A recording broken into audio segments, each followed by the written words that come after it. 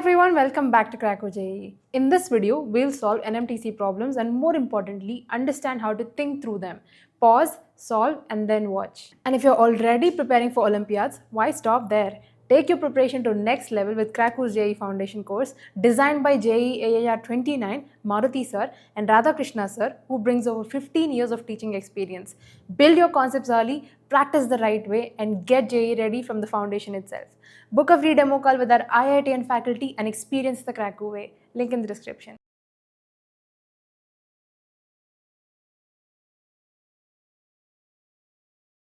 Okay, so in this question, we are told that there is a 6-digit number in which the first and the fourth digit from the first are the same, second and the fifth from the first are the same, and third and the sixth from the first are same. Then the number is always. Okay, so what we can take here is it's a 6-digit number, right? So we can put it something like, say, this 6 digits. This is like the number starts from here, ends there. It says first and the fourth are the same, so we can take them to be same, right? Let's take the first and the fourth to be A. Similarly, second and the fifth are same, so let's say this is B, then this is B, and third and sixth are same, so let them be C. Okay. Now they ask us if the number is always going to be what? An odd number divisible by 5, square number, or divisible by 11. Very easily, we can say a few things. First is, when will this be an odd number? This will be an odd number when will this be an odd number? This will be an odd number when C is odd. Right, for an odd number, the last digit has to be odd or even. Now, in the question, is there any indication whatsoever that C can be odd or C is even? No. So we are just told that the third and the sixth number are same. So C can be either odd or even. So this is something we can't say for certainty. So this is clearly not the correct answer. Similar for divisibility by 5. A number is divisible by 5 when? A number is divisible by 5 only when the last digit is either a 0 or a 5. Same argument as option D, we are not told if the number has to be divisible by 5 or not. We are not told if C is 0 or 5. So for divisibility by 5, C has to be either 0 or 5, none of which is indicated. So B also we can eliminate. Similar for option A as well. For a square number, there is no fixed pattern. We know that a square number never ends with certain digits. A square number has to end with certain digits. Like a square number ends with a 0 or a 1.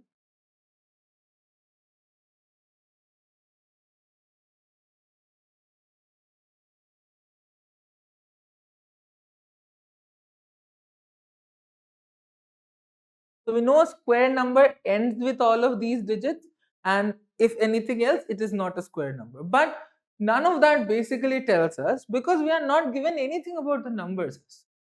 So square number or not, this is also something which we can't comment on. It's not obviously going to be always a square number. However, when we look into divisibility by 11, what is the rule for divisibility by 11? The rule for divisibility by 11 is sum of the digits in the odd place minus sum of the digits in the even place should either be 0 or a multiple of 11. Looking into this number, what will be the sum of the digits in the odd place? This is odd, right? If this is the first place, this is the third place, this is the fifth place. So sum of the digits in the odd place will be A plus C plus B, and subtract sum of the digits in the even place, which is B, A, C. Again, B plus A plus C. These are digits in odd place,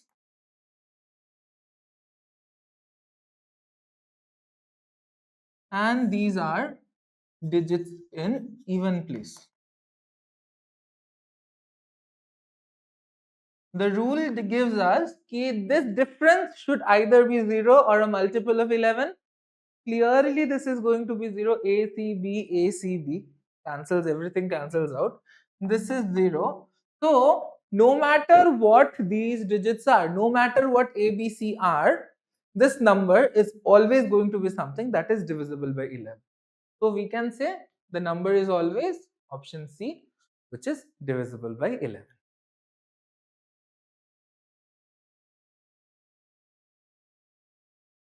Okay, so in this question, we are told that starting from the number 1, Ritu generates a series of numbers as 1, 3, 6, 11, 18, 29, 42, okay, such that the differences of the consecutive numbers from the beginning gives consecutive primes. In this series, she came across a perfect square for the first time. The square root of this perfect square is.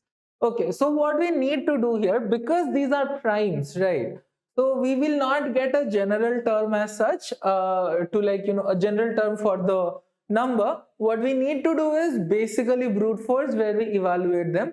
Now if we consider the primes, what are the primes that we have? What are the primes that we have?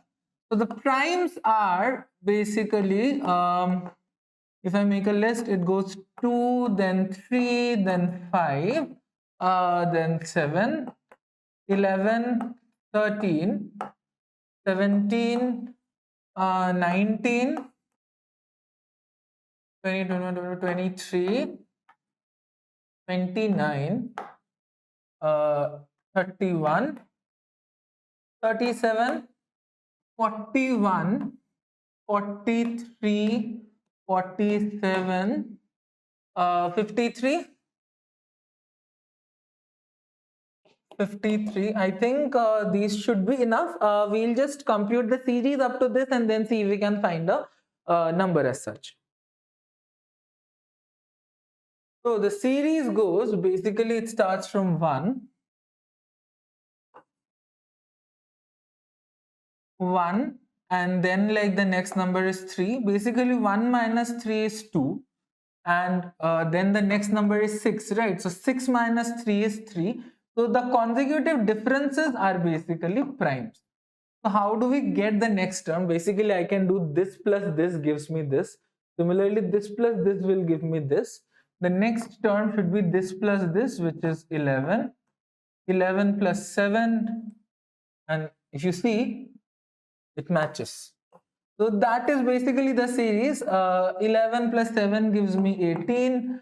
18 plus 11 gives me 29. 29 plus 13 gives me 42. 42 plus 17 gives me 59. 59. 59 plus 19 gives me 78. 78 plus 23 gives me 11, 9, 10, 101. 101 plus 29 gives me 130. 130 plus 31, 161. 161 plus 37 is 198. 198 plus 41 is 239. 239 plus 43 gives me 282. 282 plus 47 gives me 789 and 12. 329. 329 plus 53 12 2 1 8 9 392. Okay, so now if I look here, I still don't see a single square number. Okay, so the next after 53 we have the next prime is 59. So and 59 plus 392 should give me 1. Okay, so 441. Okay, so now we have a square. I mean, once we evaluate the series, 1, 3, 6, 11, 18, 29, 42, none of these are squares. If you look into the squares of terms, the squares go 1, 4, 9, 16, 25, 36, 49, 64, 81, 100, 121, 144. 169 is 13 square, 196 is 14, 225 is 15 square, 16 square is, okay, so if I go that way, 225 was 15, it's still not here. Next square that we have, Next we have 17 square is 289. So this is also close but not quite. Similarly, 18 square is 324. Again, 329, close but not quite. 19 square will end with a 1. It's 381. Again, not close. 20 square is 400, which is not there. 21 square is 441. So this is basically 21 square. So the first square number that comes in this series, perfect square that comes in this series, that is 441, which is essentially 21 square. The square root of the perfect square is what? Square root is 21. So the answer should be option D, which is 21.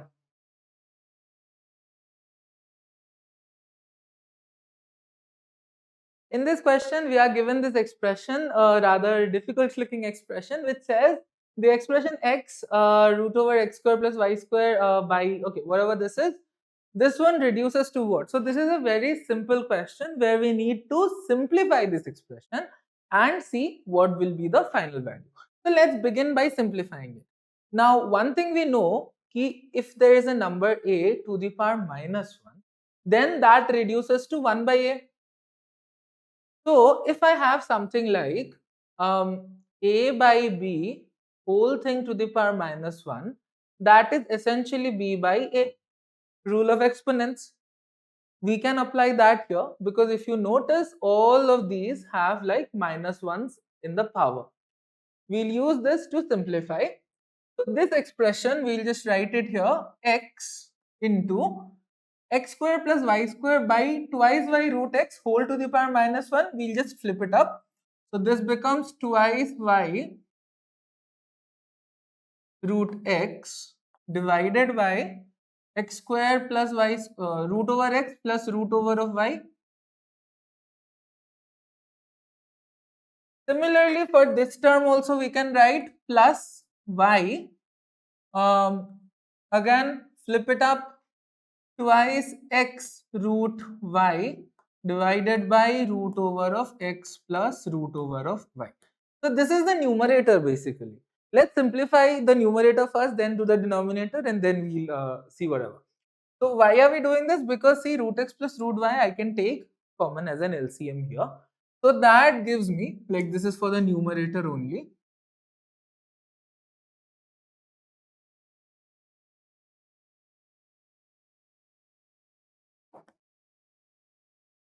So if I take a root x plus root y as common, I have, and multiplying x here, I'll have 2xy root x plus, idhar also I'll have 2xy root y. So I can again take a 2xy common from both of these, and I'll essentially be left with 2xy root x plus root y. Now root x plus root y, I can cancel. So the numerator essentially becomes just 2x. Okay. So this numerator is essentially just 2xy. Now let's try simplifying the denominator. So in the denominator, we have x plus root xy by 2xy whole to the power minus 1. So again, we can just flip it up. So in the denominator,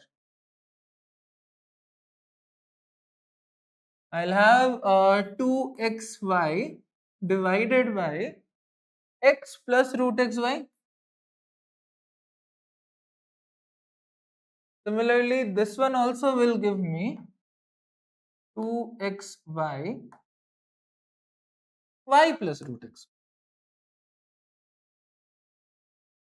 Again, we can see that 2xy comes common from both of these. And another thing, if you see, कि like root xy hai idhar mein. So what we can do here is basically 2xy,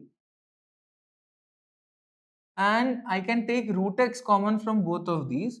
So I'll be left with root x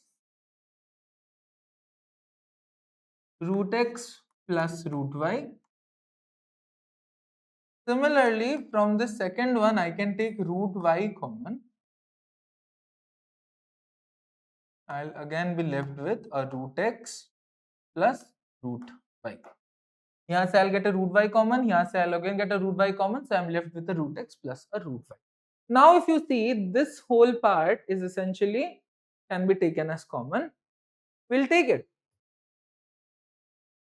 2xy root x plus root y. I have 1 by root x plus 1 by root y. This one I can again simplify. When I take the LCM, I'll have root xy in the denominator and I'll have root y plus root x.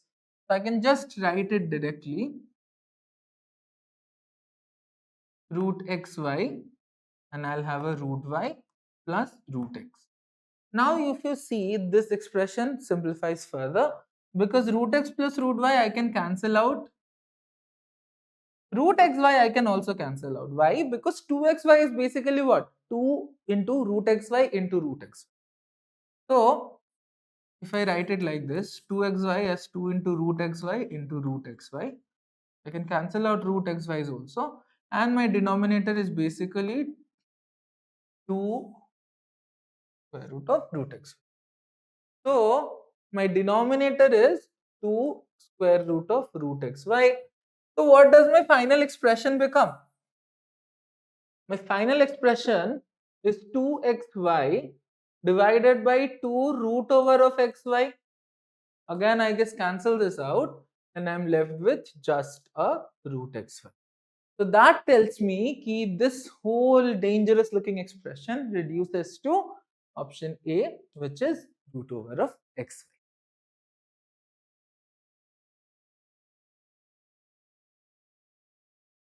Okay, so in this question, we are told that the sum of the digits of a 2-digit number is multiplied by 8 and the result is found to be 13 more than the number.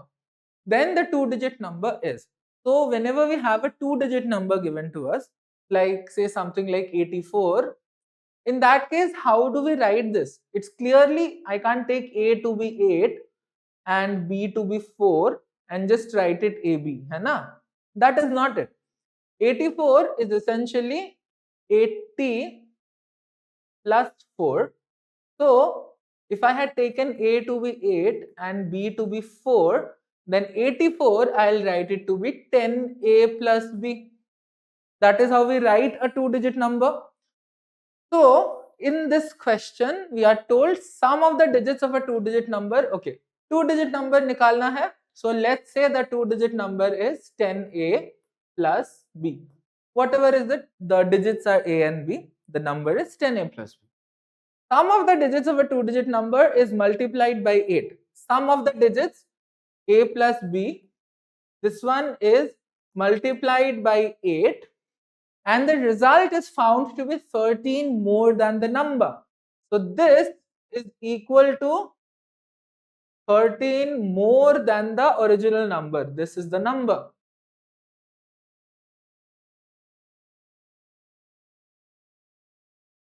So we have this equation.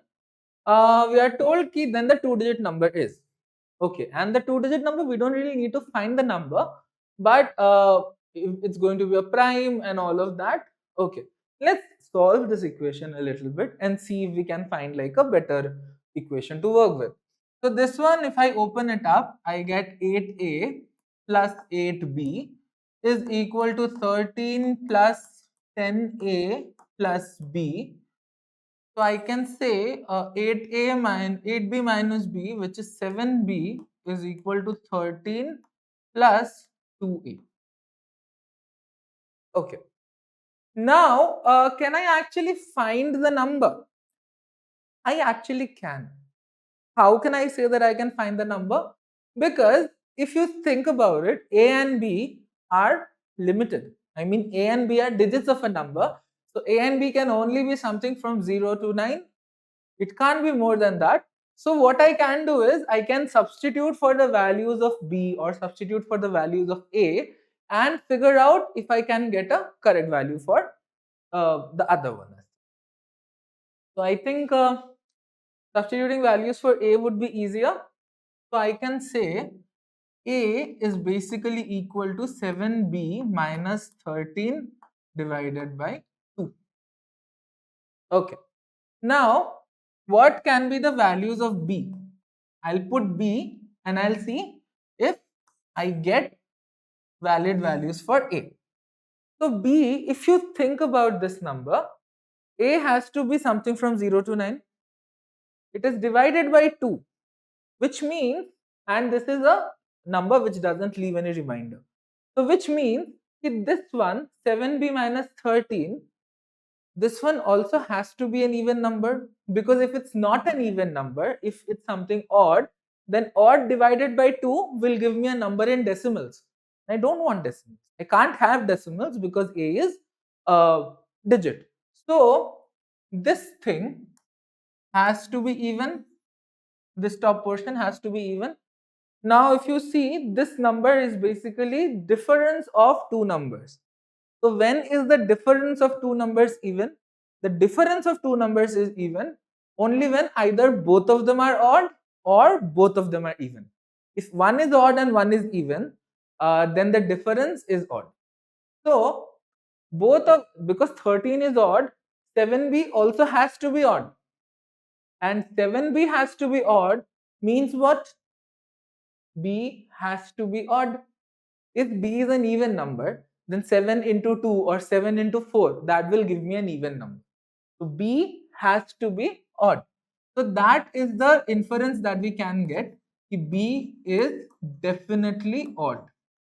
B cannot be even, because if B is even, then this one is not a whole number.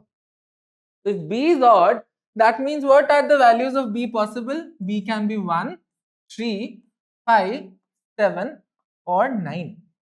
If I put B to be 1, then it's 7 minus 13, which is a negative number. 7 minus 13 is minus 4. So minus 4 divided by 2 is minus 2. A cannot be negative. A can only be from 0 to 9 because A is a digit. So A is equal to B is equal to 1 is not giving me a solution. If I put B to be 3, then 7 into 3 is 21. 21 minus 13 gives me 8, and 8 divided by 2 gives me 4. So if B is 3, then A is basically equal to 7 into 3 minus 13 divided by 2, which is equal to 21 minus 13 divided by 2, which is equal to 8 by 2 or 4. So when I take B to be 3, I get A to be 4, which is fine. I mean, B can be, they can be 4 because 0 se 9 may we want. So this is accepted. If I put B to be 5, if I put B to be 5, then A is equal to what? 7 into 5 minus 13 by 2, which is 35 minus 13. Which is 35 minus 13, so that's 22 divided by 2 gives me an 11. Can A be 11? A cannot be 11 because A is a digit. So if 5 is not working, the other numbers are also not going to work because this one technically will keep growing. 5 pe only this is giving me a big number. So if I take a bigger number, then it's going to give me bigger numbers. So you can evaluate them, but actually these will also not work. So the only pair that works is if we take A to be equal to 4 and B to be equal to 3. So what was the number that we had chosen? The number was 10A plus B. So 10A plus B is what? The number is basically 43. 43 is the number. Now, let's verify the options. Option A says prime number. That is correct. 43 is a prime number. So probably this is the correct answer. Let's see the others also. B says an even number. Clearly 43 is not even. We can reject this. C says such that the difference of its digits is 2. Difference of digits is what? 4 minus 3. That is 1. So difference is not 2. So C also I can reject. And finally, such that the sum of its digits is a composite number. Sum of digits is 4 plus 3, which is 7. 7 is again a prime. So that is not a composite number. D also we can reject. We can say option A is the correct choice here.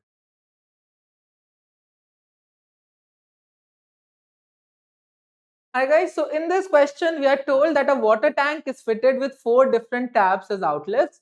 If the tank is full, it takes 1 hour to empty the tank when the first tap alone is open, 2 hours to empty the tank when the second tap alone is open, 3 hours third tank, 4 hours fourth tank. Okay, so basically in this question we are told ki like there is a tank which is full of water and there are 4 taps that are there. So if I open just one, the first one, then the tank empties in 1 hour. If I open just the second one, then the tank empties in 2 hours. Third one, the tank opens in 3 hours. And fourth one, the tank empties in 4 hours. They ask us when all the taps are open simultaneously, charo I have opened up together. In that case, how much time it will take? So in this case, there can be multiple approaches. The easiest one is to assume one quantity. So we'll begin by saying, let the total capacity of the tank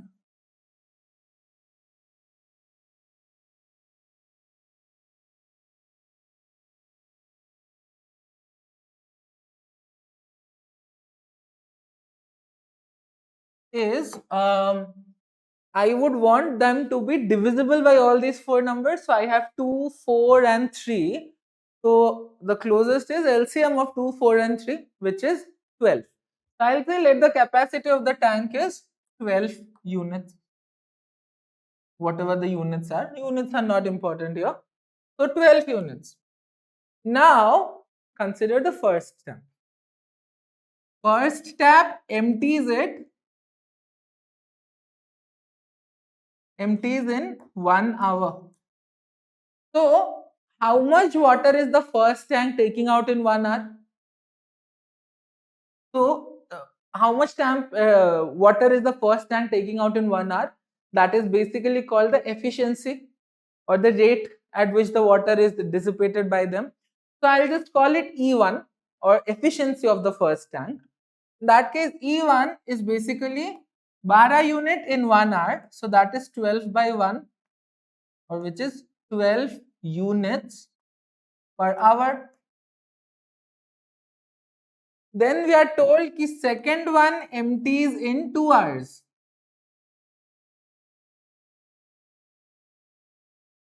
So what will be the efficiency of the second tank? Efficiency of the second tank is 12 unit, 12 units in 2 hours. So that is basically 6 units per hour. In 1 hour, it does 6 units. So in 2 hours, it does the whole 12 units. So similarly, for 3, it will be E3 will essentially be 12 by 3, which is 4 units per hour.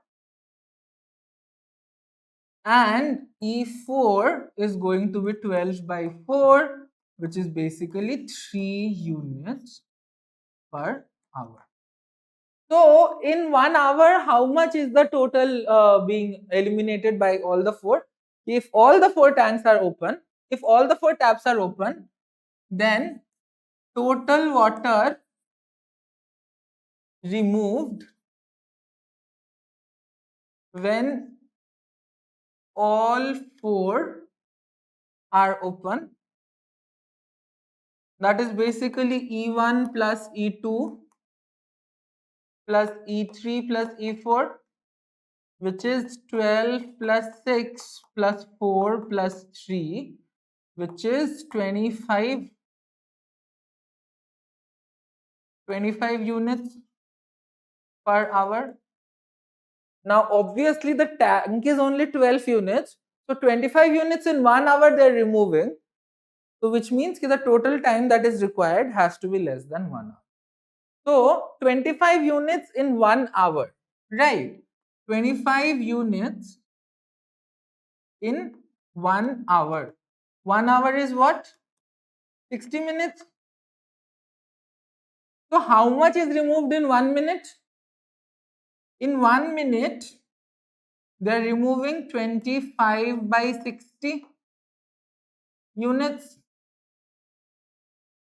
In 1 minute, they are removing 25 by 60 minutes. 25 by 60 units. So now we can assume that let the total time taken is x minutes. I take that in x minutes the tank is emptied by all the four combined, then in x minutes, how much water is removed? In x minutes, 25 by 60x is removed, and this should be equal to the total water of the tank, because if the water removed is equal to the total water, only then I can say that the tank is empty. Now what I need to do is solve this equation, which is simple basically, because 5 5s are 25, 5 12s are 60. So that gives me x is equal to 12 into 12 divided by 5. 12 into 12 is 144. So 144 divided by 5. This should be something around 5 2s are 10, 44, 5 8s are 40, and 4 is there, so again 0, so 28.5 minutes. So what is the total time that is taken when all the four taps are opened? Total time taken is 28.5 minutes. All the taps emptied in 28.5 minutes. Now, when I look into the options, it says between 29, 29 and 30, 28 and 29 less than 28. Obviously, between 28 and 29, which is option B. Option B is the correct answer.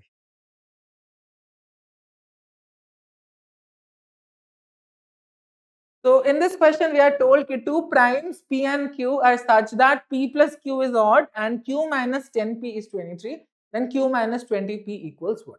Okay, so two primes. What are prime numbers? Prime numbers are numbers which have only one divisor, like the number and 1 and the number itself, two divisors only. So two primes are such that P plus Q is odd. Now we know famously that all the prime numbers are odd except for 2. Because 2 is the only even prime number. Every other even number has 2 is its multiple. So primes are predominantly odd. Now if I have sum of two numbers is odd, I mean is if it's given that P plus Q is odd, when do we have the sum of two numbers to be odd? Sum of two numbers is odd only when one of them is odd, one of them is even. Right? I can have something like 2 plus 5. This gives me 7. I can have something like 4 plus 5. This gives me 9. Because this is even, this is odd. Odd plus even gives me an odd. If I have two odd numbers, then this is always even, like say 5 plus 3 is 8. Another way to get even is if I have two even numbers. In that case also I always get an even. Just say 8 plus 6 is 14. So when I am told that the sum of these two numbers is odd, I have to understand that one of the numbers is odd, the other one is even.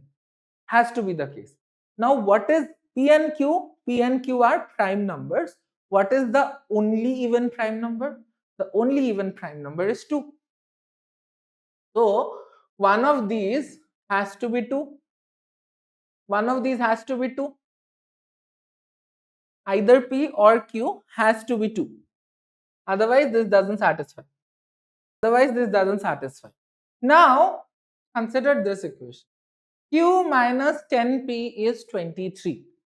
Obviously if Q was 2 and every other prime number is going to be more than 2, right? So if Q was 2, then this number is definitely more than 2, which tells me that this side has to be a negative, but this is positive, which means that Q cannot be 2.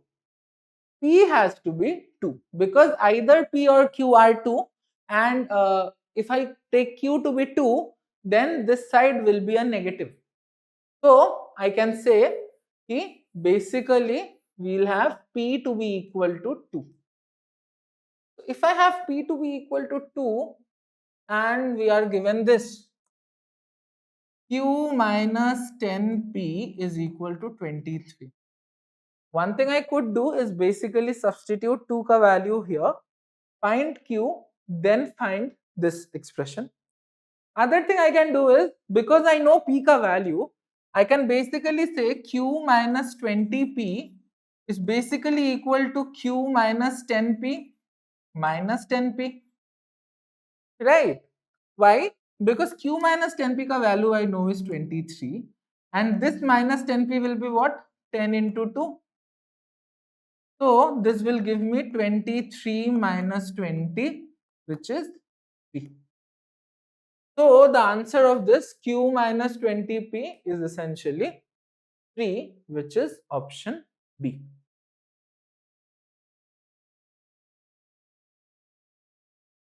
In this question, we are asked which of the following is a false statement. So 4 statements are given to us. All these are basically properties of a quadrilateral. We'll try to prove each of them and see do we understand them or not. Option A says diagonals of a square bisect each other at right angles. This is obviously true. This is always true. How can we prove this? Let's consider a square like this. These are the diagonals. So, and square is essentially a type of a parallelogram. It's a special case of a parallelogram. So, what does that tell me? That tells me that the opposite sides in a square are also going to be parallel, which means that if I have this line and this side, these two are going to be parallel to each other. And if I consider this line to be a transversal, in that case, this angle is essentially equal to this angle because alternate angles. Similarly, if I consider this one to be a transversal, then I can say this angle is equal to, this angle is equal to this angle. So basically, I could prove that this triangle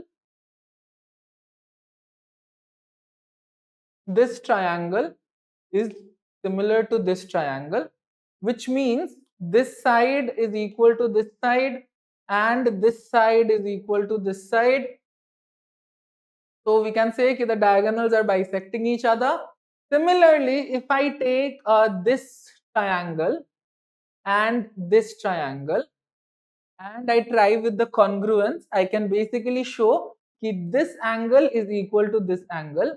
But because the sum of these two angles is 180 degrees, so I can say that each of them has to be 90 degrees. So diagonals of a square bisect each other at right angles is actually a true statement. Next, if I say diagonals of a rectangle bisect each other, this is also a true statement. If I consider a rectangle like this, let's say these are the diagonals. What I can do is, similar to the square, I can show this angle is equal to this angle is equal to this angle, and this side is equal to this side, which gives me what? This triangle is essentially congruent to this triangle. So if these are congruent, it would mean this is equal to this and this is equal to this, which means the diagonals of a rectangle bisect each other.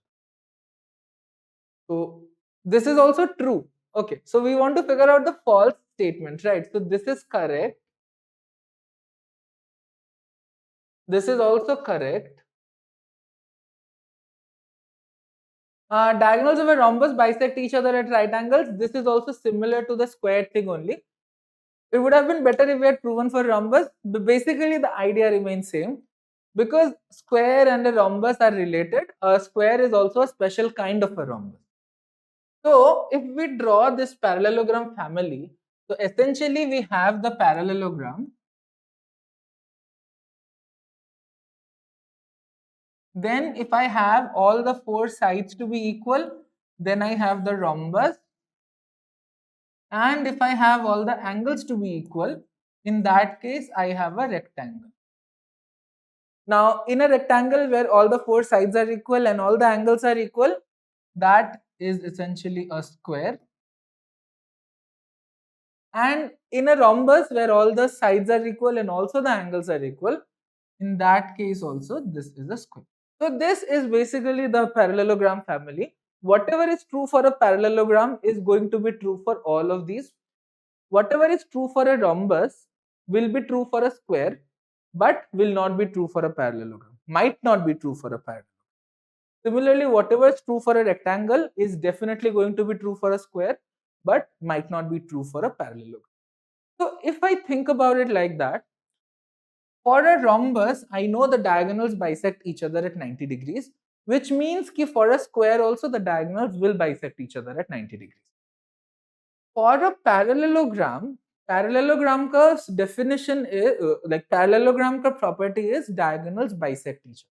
So if in a parallelogram I have that the diagonals bisect each other, that means for a rhombus, for a rectangle, for a square, all three of these the diagonals will bisect each other. So from there also I could say A, B, C are basically correct. Fourth one says diagonals of a quadrilateral bisect each other, then the quadrilateral is a rectangle. That is not necessarily true. Why? Because the property of a parallelogram is that the diagonals bisect each other. It can be any parallelogram, it will still hold. A rectangle is a special kind of a parallelogram. So the quadrilateral we can't say is a rectangle, we can say that the quadrilateral will be a parallelogram.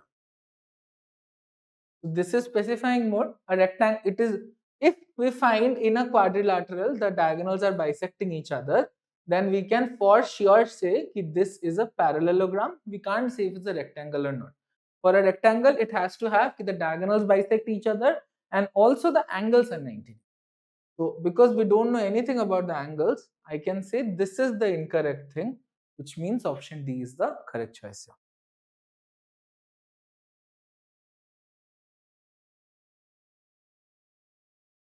In this question, we are told that Soham has his 23rd birthday on 1st January 2024 and he notices that 2024 is divisible by 23. If he lives till 100 years of age, how many times other than the above his age would be a divisor of that year? Okay, so Soham's 23rd birthday was on 1st January 2024. So when was Soham born? Soham was clearly born in 2001. So Soham was born in 2001, because if he was born in 2001, then 2002 would be his age would be 1, 2003 his age would be 2, 2004 his age would be 3.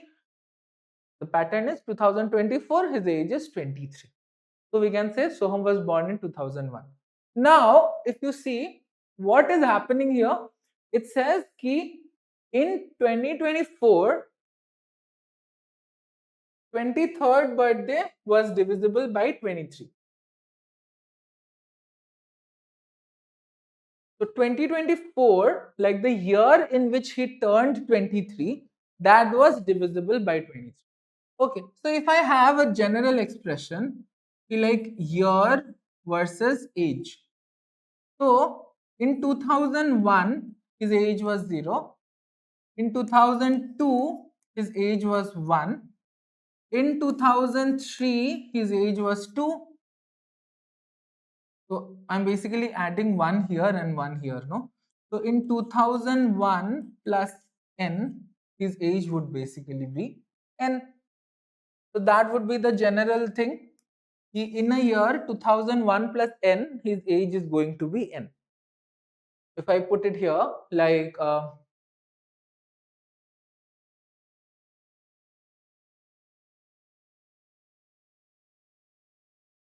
and his age is also n. So why if you see here like in 2024, which is 2021 plus 23, his age was 23. Now what did he notice? 2024 was divisible by 23. So we basically need to find all the values of n such that 2001 plus n divided by n gives me an integer. That is what I need to figure out. जो भी year है divided by his age, that should be divisible, as in that should give me an integer. Now if you consider this expression 2001 plus n, I can simplify it and write 2001 by n plus n by n. This should give me an integer. Now n by n is definitely an integer. So essentially my problem reduces to 2001 by n should give me an integer. So I basically need to find all the values of n by which 2001 by n gives me an integer value. 2001 को factorize करना है. Now, one thing he figured out was 2024 में it was divisible by 23. So that means 2001 has to be divisible by 23. If we were unable to figure that out also, it's not an issue. We can prime factorize and figure out. What we will do is, we need the prime factors or the factors of 2001. So 2001 के factors है, this is divisible by 3, right? So if I do by 3, 3 6 are 18, 20, again 6, 18, 3 7s are 21. Now 667, it is divisible by 23, it is also divisible 23, 24, also divisible by 29. So I could do this. 23 will give me 22s are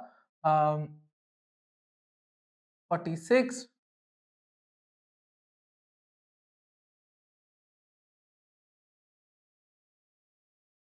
Because 23 3s are is 69, which is more. So 23 2s are 46, 107, 3, so 7, 9, yeah, so 29.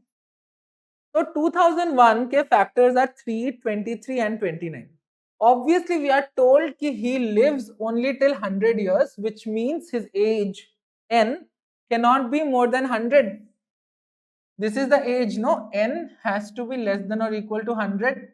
Otherwise, it's not going to work. Why? He lived till 100 years. He can't have a 101 ka age. So, what are the possible values of n? N can be 3, n can be 23, n can be 29. Any other combination, if I do say like 3 into 23, so what can be the values of n? N can be 3, n can be 23, n can be 29. Okay. Now it can also have, basically we need to figure out all the factors of 2001 which are less than 100. These three are there, but there will be other factors also, right? What will be another factor? Another factor can be something like 23 into 3, which is 9, 69. So 69 is also going to be a number. 2001 by 69, that is also going to be an integer. Similarly, another number can be 29 times 3, which is 27. So 2, 87. So there is another number 87. If I take 23 into 29, I basically get 667. That is obviously greater than 100. So what are the possible values of n that we found?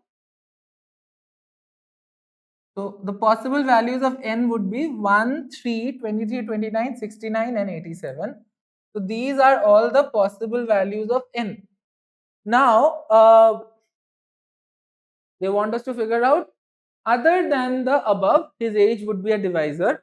Other than the above, so other than this 23 ka age, what will be the other ages? When he was 1, it was valid. 3 jab tha, tabhi it was valid. Tha 29 mein valid, 69, 87. Other than 23, we find 5 more cases. So the answer here is option D, which is 5.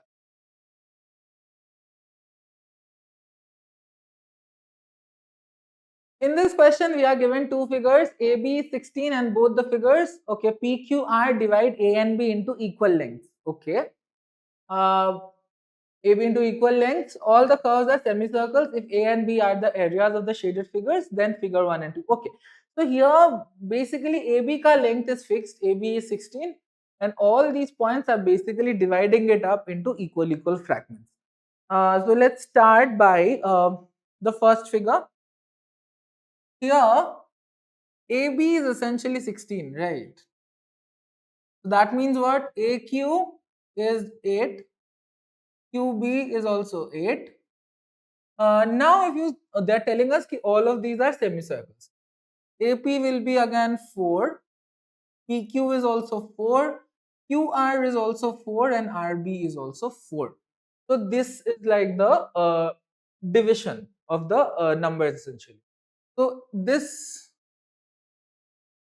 is 4, this is also 4, and if both of these are essentially semicircles, then do you not think कि this area and this area are going to be same? Mathematically also we can say कि if this is a semicircle, and this is 4, that means the radius is 2. So the area of the semicircle is going to be what? Half pi r squared, which is half pi 2 square. So essentially twice pi. So for both of these, the area is going to be twice pi. Now, do I need to add for both of them? Not really. Why? Because see, they want us to figure out the area of only the shaded area. So this is shaded by them. This is not shaded by them. So what I could do here is, essentially if I take this and put this here, in that case, how does the figure look? The figure looks something like this. Instead of this, if I remove this portion and put it here, in that case, this essentially becomes one complete semicircle. So I don't have to do all the plus minus. I could essentially just figure out the area for this big semicircle and be done with it. So what will be for the big semicircle? And whatever I do here, the same thing I can do here also, because this tukra I can just bring it and paste it here. In that case, I'll have this one big semicircle and I'll have another big semicircle like this. So I'll have basically just these two figures like that. Now the thing is, this one and this one are also same. Why are this one and this one same? Because if this length is 16, then this length is 8, this length is also 8. So for both of these semicircles, the radius is going to be same. So I can basically say कि for this one, the area is going to be 2 into half pi r square. And now if this is 8, which means the radius is 4. So pi 4 square. So essentially for figure A, figure 1, the area is basically 16 pi. Now let's move to figure 2. Figure 2 also is very similar to figure A. Essentially our approach is going to be similar to that. What we will do is, we'll take this, put it here, take this, put it here, take this, put it here, take this, put it here. In that case, our figure basically becomes something like this.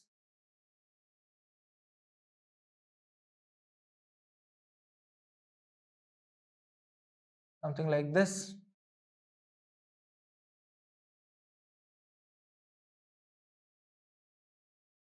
This is the area we need to figure out for. Now, this whole thing is basically 16. So that gives me, this is 4, this is 4, this is 4, this is 4. 4, 4, 4, 4, which means the radius of each of these is 2. Radius of each of these is 2. So what will be the area of this figure? So for figure 2, the area will basically be, because 4 of these are there, no? So 4 times, what is the area of a semicircle? Half pi r square. R is what here? 2. So half pi 2 square. So this is 4. 4 by 2 is again 2. So I just cancel this anyways. So figure 2 ka area is basically 8 pi.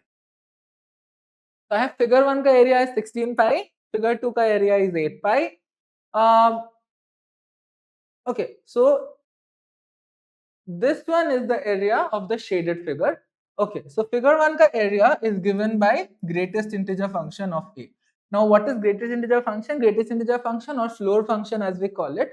This basically gives us something like, say if I have 2.98, and if I put a greatest integer, then this is giving me 2. So basically greatest integer function tells me, gives me the value, gives as output the value of the number, the greatest integer which is less than this number. So 2.98 gives me 2, 2.01 also gives me 2. Something like just 2 will definitely give me 2 only. So what is the greatest integer which is smallest than this? So this, it's not a round off function. Okay. So now when I have figure 1 ka area to be 16 pi, and they have given this because they want us to approximate. So pi ka approximation, let's take 3.14. We'll just take pi to be equal to 3.14. In that case, what is A? A will basically be 3.14 times 16. And B here will basically be 3.14 times 8. Let's calculate this first because then I can just multiply it and get 16. So B ka it will be 8 3s are 24, 8 4s are 32, 3, 8, 11, 1, 24, 25, 25.12. And A will basically be 25.12 times 2, so which will be 50.24. So what is greatest integer function of A? This is 50. And what is greatest integer function of B? This is 25. So once we have these, okay, A is 50, B is 25. So let's consider these. A minus B is a non-zero number. This is true. A is 50, mod B is 25. 50 minus 25 is 25. So A minus B is a non-zero number. This is true. This is correct. A is equal to 5/4 of B. That is definitely not correct. The relation we'll have is GIF A is equal to twice of GIF B. That is the relation that we got from 50 and 25. So this is incorrect. This is also incorrect. And A is not equal to B easily. This is also incorrect. So the correct answer here is option A, which is A and B. Greatest integer function of A minus floor of B is a non-zero number.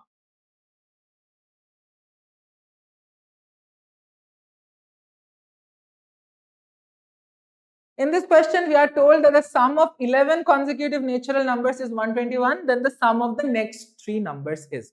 So 11 consecutive numbers, obviously if I take the first number to be A, then the second number will be A plus 1, the next number will be A plus 2, all the way till A plus 10, because that will be the 11th number. If A is the first number, A plus 10 will be the 11th number. This sum is basically equal to 121. So this side, so I can easily figure out, right? So how many A's will be there? 1, 2, 3, all the way till 11 numbers are there. So this one gives me 11A plus 1 plus 2 plus all the way till 10. This is equal to 121. Now, if you know this sum, that is 55. That's good. If you don't know, then you should know this formula. So basically, the formula is sum of all the natural numbers up to n, 1 plus 2 plus all the way till n, sum of n consecutive natural numbers is given by n into n plus 1 divided by 2. So 1 plus 2 plus all the way till 10 is going to be 10 into 10 plus 1, which is 11 divided by 2. So that's 55. So here I could directly write this 11A plus 55 is basically equal to 121. From here I could figure out the value of A. If you notice 11A, 55, 121, all of these are multiples of 11. So just take 11 common and cancel it out. Just 11, this becomes 5 and this becomes 11 because 11 into 11 is 121. So equation becomes A plus 5 is equal to 11 or A is equal to 11 minus 5, which is 6. So the numbers start from 6 and go all the way till 16. What are the next 3 numbers? The next 3 numbers are 17, 18 and 19. They want us to find the sum of all the 3 numbers. So we like 17 plus 18 plus 19. Now you can add these or you can directly just do it 18 times 3 because 19 I can write it to be 18 plus 1. 17, I can write it to be 18 minus 1. Plus 1 minus 1 gets cancelled out. I'm left with 18 into 3. And 8 3s gives me 24. So this should end in a 4, which tells me option A has to be the correct answer. If you calculate it, it's still 54 only. But one of the hacks, like, just compare with the unit digit. So option A, 54 is the correct answer here. Top JEE ranks aren't built overnight, they're built early. With Kaku's JEE Foundation batch, students from classes 8 to 10 can strengthen their maths, physics, and chemistry fundamentals through live classes taught by IITian faculty. Get access to 5,000 plus practice questions and regular biweekly tests to stay ahead. Give yourself the right head start. Join Kaku today. The link is in the description.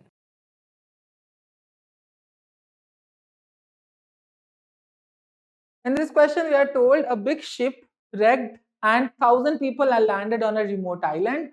Food and materials are available for them for 60 days. After 16 days, another small ship which had no food stock wrecked and 100 people landed on the same island. The number of days the food materials for all of them available is. Okay, so essentially they are telling us that there was a big ship which had 1,000 people, and in that they had food for 60 days. So if I say ki, let's say, if I say let one person consume 1 unit per day. So if I take this, in that case, what happens in the first case? There were 1,000 people and food was for 60 days. So if one person is consuming 1 unit in a day, then the one person will consume 60 units in 60 days. And if one person is consuming 60 units and there are 1,000 people, so what is the total food available? The total food available essentially becomes 60 into 1,000 units. Enough. We need to have this much food so that one person, if they are consuming 1 unit, then 60 days they are consuming 60 units, and if one person is consuming 60 units, then 1,000 people will consume 60 into 1,000 units, and that is the total amount of food that is there for us. So this total food is basically 60,000 units. Okay, now they tell us what? After 16 days another ship came. 16 days. So for the first 16 days they had eaten the food, है ना? So for the first 16 days,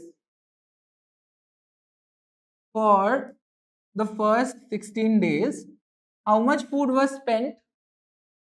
One person is consuming 1 unit. In 16 days, he is consuming 16 units. And how many people are there? Total में 1,000 people were there. So in the first 16 days, a total of 16,000 units was spent. How much food was remaining?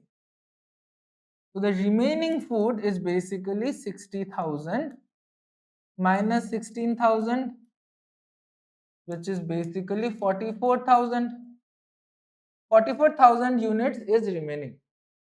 Now the thing is, another ship came after the 16 days and that one did not have any food.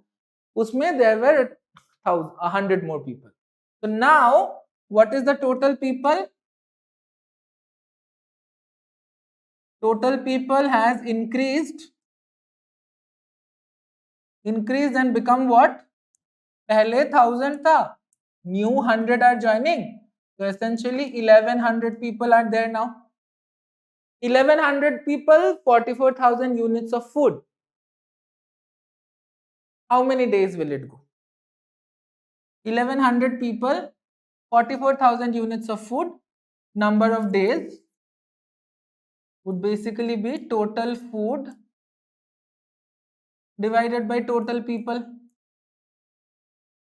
11 fours. So they have food remaining for 40 more days. So that gives me the answer is option C, which is 40.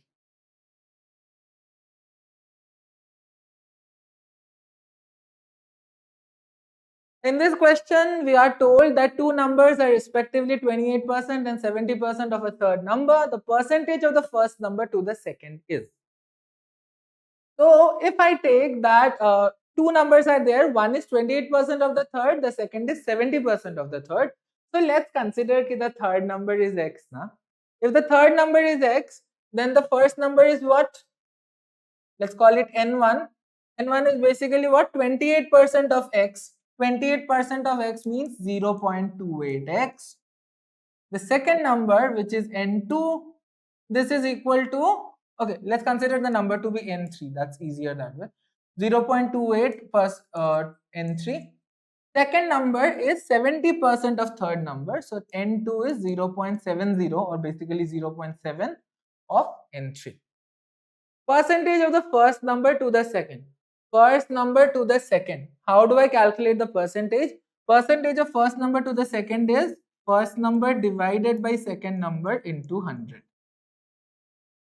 So this is basically 0.28 n3 divided by 0.70 n3 into 100. So n3 gets cancelled out. Points also, if you want, you can remove. So that leaves me with 7 4s are 28 and 7 10s are 70. Zeros get cancelled out. So this is 40%. So the answer here will be option A, which is 40%.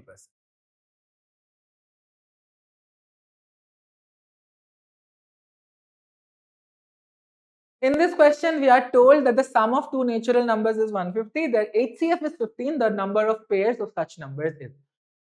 Two numbers ka HCF is 15 means what? The highest common factor that they can have is 15. So I can say let the numbers be 15A and 15B, where A and B are co-prime. What is co-prime? Co-prime means ki A and B ka they don't have any other common factors. A and B, they can be something like 2 and 3. It can be something like 4 and 9. They not A and B are not prime, but A and B are co-prime, as in they don't have any common factors between them. So if I take the numbers to be 15A and 15B, we are told the sum is 150. So 15A plus 15B is equal to 150. This one basically gives me A plus B is 10. Now I need to figure out the number of pairs of A and B. A and B have to be such that A and B ke beech mein there are no factors. So what I can do is, let's do simple hit and trial only. A can be 1, then B is 9. This is fine. A can be 1 and 9 because 1 and 9 do not have any common factors. If A is 2, then B is 8. But this is not acceptable. Why? Because 2 and 8 have a common factor 2. I want A and B to be co-prime. So this is not there. 3 7, that is fine. 4 6, again not there because 2 ka factor hai. 5 5, definitely not there.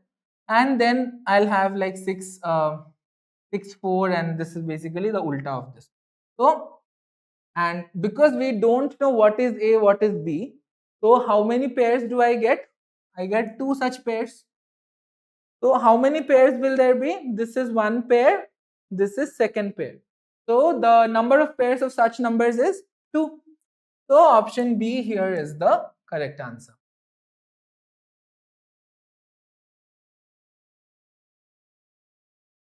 In this question, we are told that ABC and ADE are isosceles triangles. If BFD is 156, then angle A equals.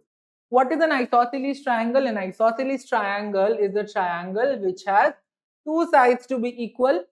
So like if this is a triangle, then if this side is say equal to this side, then we can say this is an isosceles triangle. Another property for isosceles triangles is the sides which are equal, unke saath the angles that they are being made, those angles are also equal. So what I mean is, if this side is equal to this side, then this angle is also going to be equal to this angle. So that is something that we need to remember whenever we are solving isosceles triangle ke questions. Now if we go into this one says BFD is given to be 156. BFD. So this angle is essentially 156 degrees. What are the isosceles triangles? A, B, C. So this one is an isosceles triangle. If this one is an isosceles triangle, then looking into the figure, what can we say? We can say that this side is probably equal to this side, because this is clearly not going to be the equal side. Consider the figure, na? So if this side is equal to this side, means this angle is basically equal to this angle. Similarly, when I take this triangle ADE, this triangle, I can obviously say this side is probably equal to this side. So if these two sides are equal, then this angle is going to be equal to this angle. So what do I get? In this figure AEFC, three angles are equal. Let's say all three of them are basically x. And this one is 156. So, and what is this? These are two lines. So if this is 156, this one is also going to be 156. Why?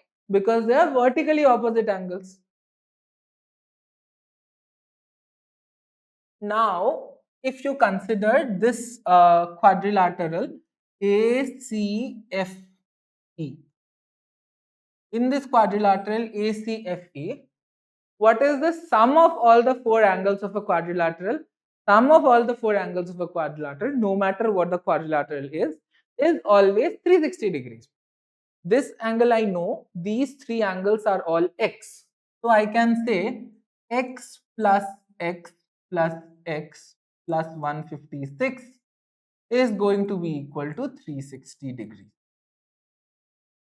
So this one gives me 3x is essentially 360 minus 156. 360 minus 160 is 200. This is 156. So that's 204.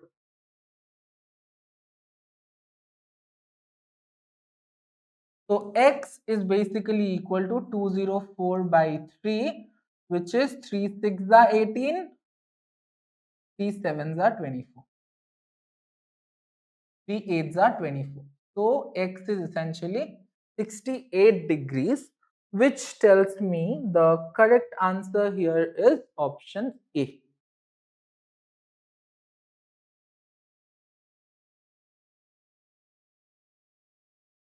In this question, we are told that some students are made to stand in rows of equal number, one behind the other. Saket is in third row from the front, is in the third row from the front and fifth row from the back. He is fourth from the left and sixth from the right. The total number of students is. So here what they are telling us is they are arranging the things something like this. These are the rows and these are the columns basically.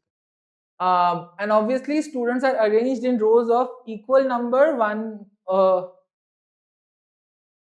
behind the other. So that means what? If this row has say 4 people, then this row also has 4 people, this row also has 4 people. So basically this will be something like a rectangle, no? Idhar mein how many people are there at the front?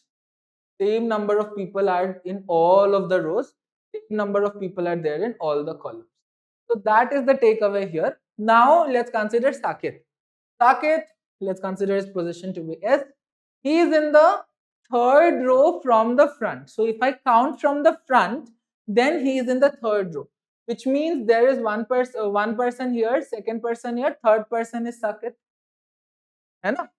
And he is fifth row from the back.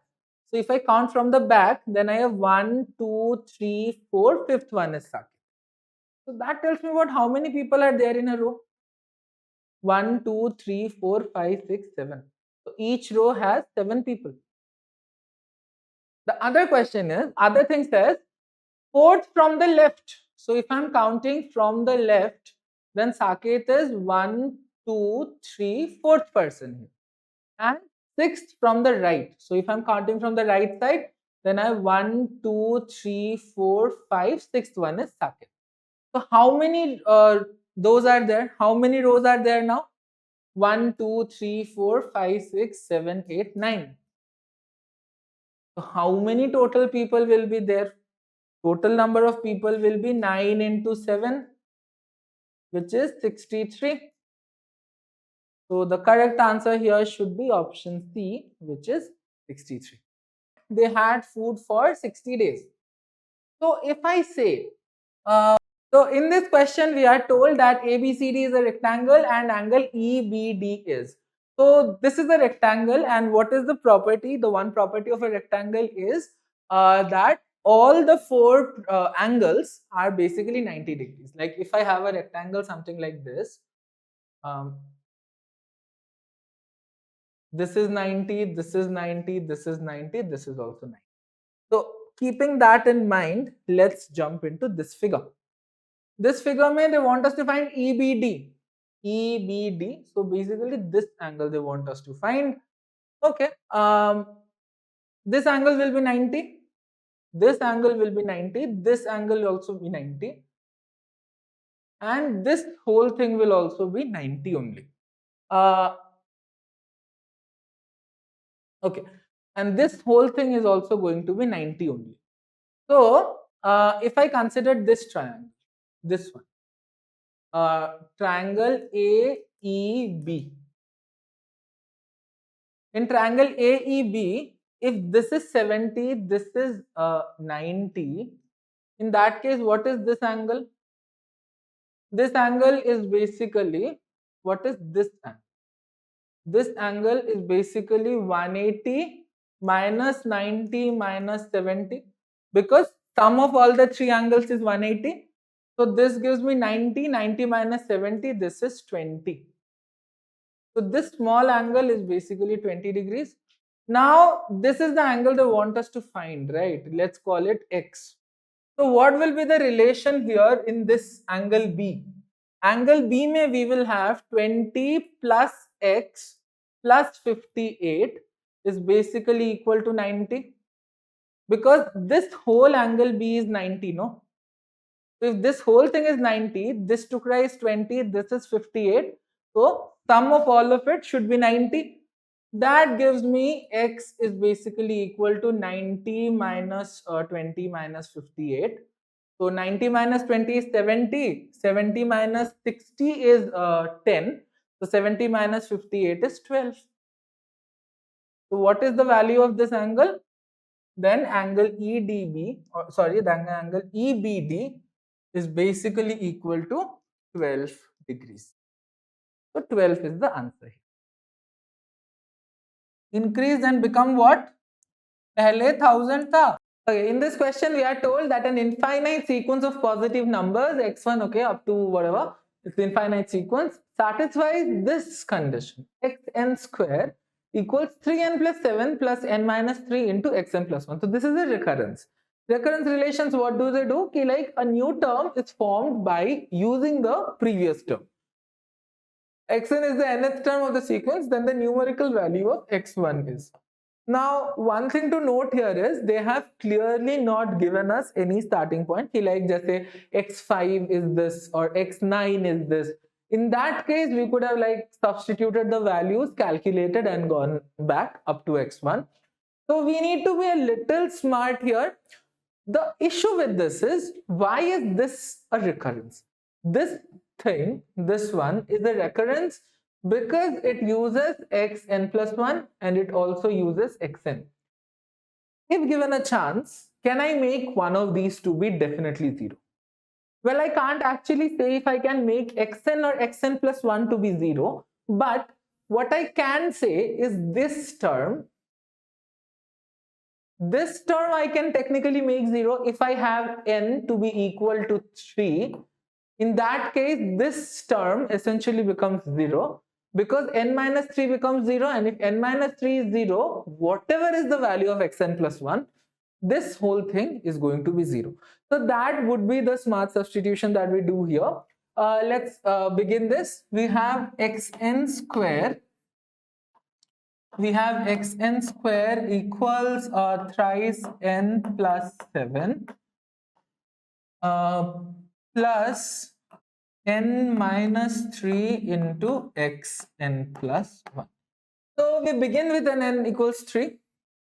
If I take n to be equal to 3, in that case, x3 ka square is basically equal to 3 into 3, n ke jagah mein we are putting 3, so 3 into 3, 9 plus 7 is 16, plus whatever this value is, and 3 minus 3, this one is 0.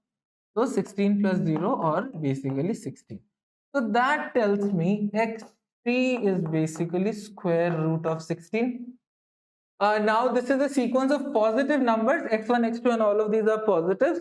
So x3 I can say will not be plus minus 4, it will be only 4. So I have one definite value now. The x3 is equal to 4. Now using this, I can back calculate and go all the way till 1. How do I do that? I'll put n is equal to 2. In that case, x2 square is basically equal to 3 into 2 plus 7 plus 2 minus 3 into x3. So this gives me x2 square is essentially 6 plus 7, 13. 2 minus 3 is minus 1 and x3 is 4. So this is minus 4. So this is basically 9. x2 square is 9. That gives me x2 is equal to 3. Finally, we can put n to be equal to 1 and we get the value that we want. x1 squared is equal to 3 into 1 plus 7 minus 1 minus, sorry, this is plus 1 minus 3 into x2.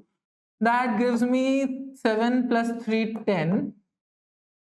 1 minus 3 is minus 2 into x2 is 3. So 10 minus 3 into 2, 6. So this is 4.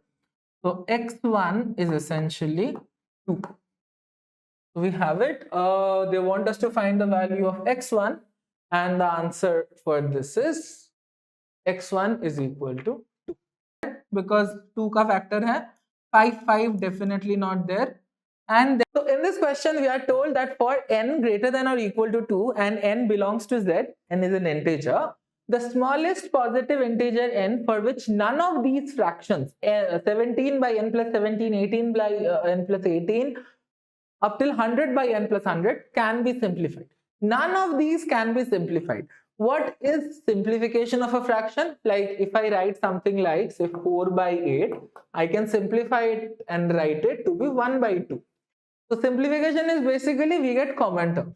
So when I say two terms can't be simplified, they are something like this. 3 by 8 can't be simplified. How do we get that? We get that when the GCD of the two numbers, let's call them numerator and denominator, the GCD of the numerator and denominator is 1. Only then the numbers cannot be simplified further.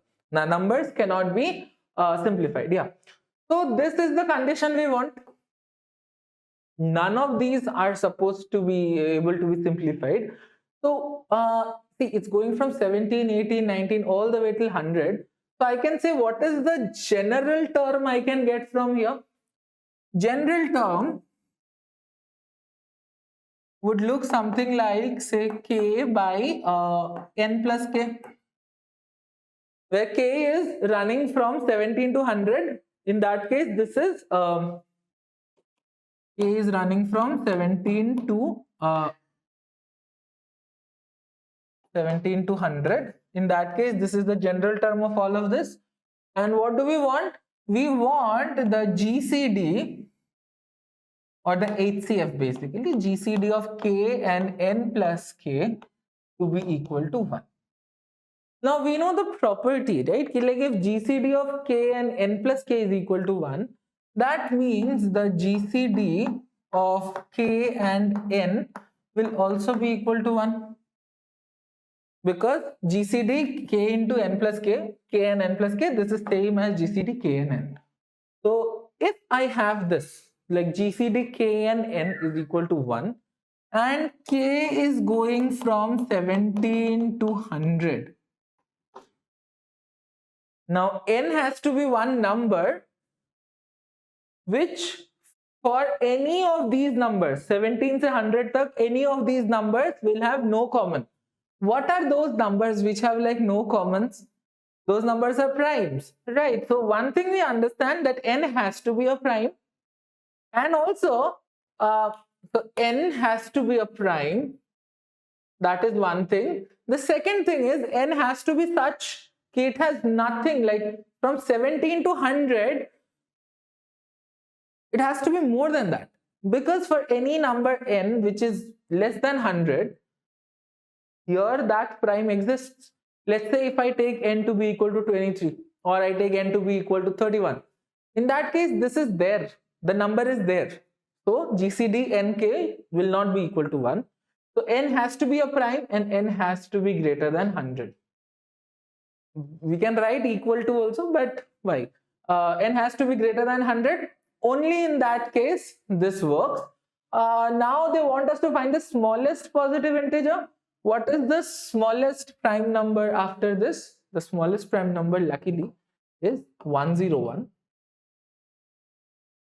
So here the smallest possible value for n is 101. The next number, the smallest 3-digit prime, is 101, which is just after 100. So we can say the correct answer here should be n equals 101. These are 18, these 7s are 24. Okay, so in this question we are told that in triangle ABC, AB equals 15, BC equals 20, CA equals 25, then the length of the shortest altitude of the triangle in centimeters is.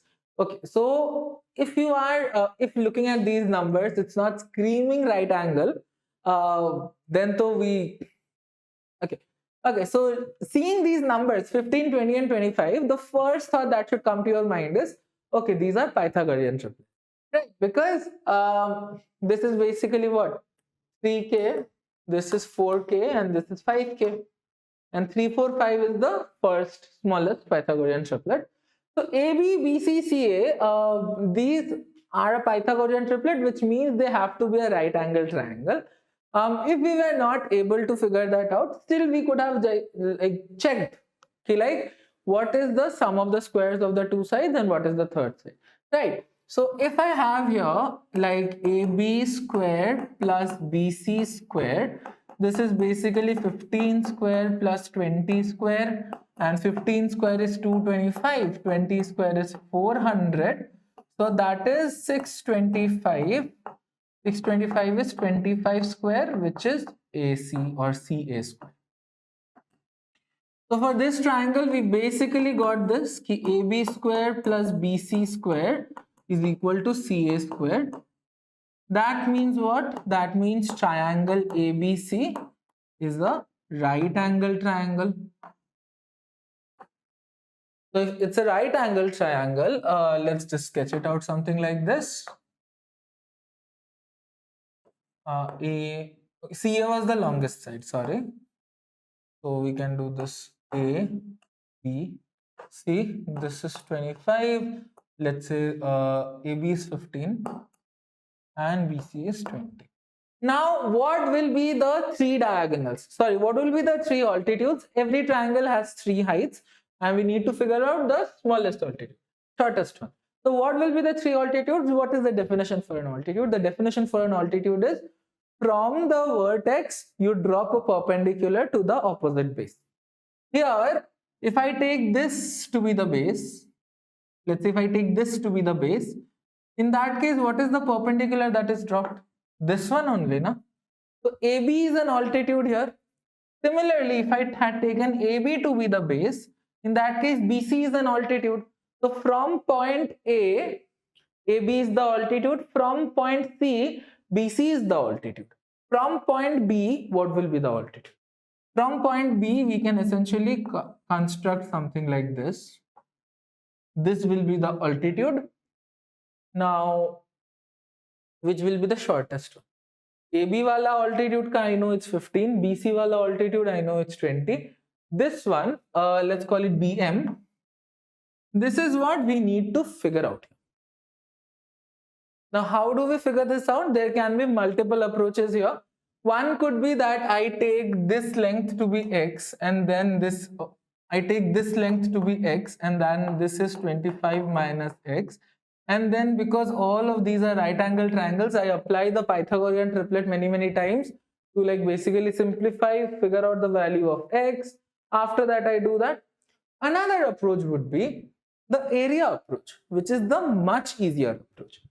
What do we know? Ki area of triangle ABC. What is the formula for area? Formula for area is half base height. Right. Now this will be half. If I consider BC to be the base, in that case AB is the height. So I can write half BC into AB. Similarly, I can also write half if I consider AC to be the base. If AC is the base, then BM is the height. So half AC into BM. And what are these two formulae telling us? Both of them are essentially giving us the area for the same triangle. So because they are the same triangle, we can essentially equate them. Simplify, halves gets cancelled out. BC is 15, AB is 20, AC is 25, BM. Okay, so 5 3s are 15, 5 5s are 25, 5 4. So BM is basically 12 centimeters. Is it centimeters? Yeah. BM is basically 12 centimeters. So here we have this. So what are the three altitudes now? One altitude is 15, one is 20, other is 12. The length of the shortest altitude is 12 centimeters. Length of the triangle in centimeters is 12. 12 is the answer here. Okay, in this question we are told that an infinite sequence of positive numbers x1, okay. So in this question they want us to find the units digit of this.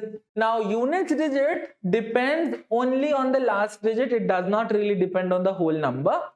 Now the thing for units digit is all the numbers have a cyclical pattern. Like they repeat.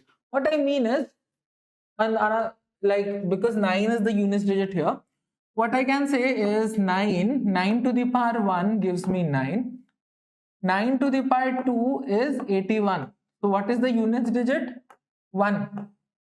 Here the units digit is 9. 81 mein units digit is 1.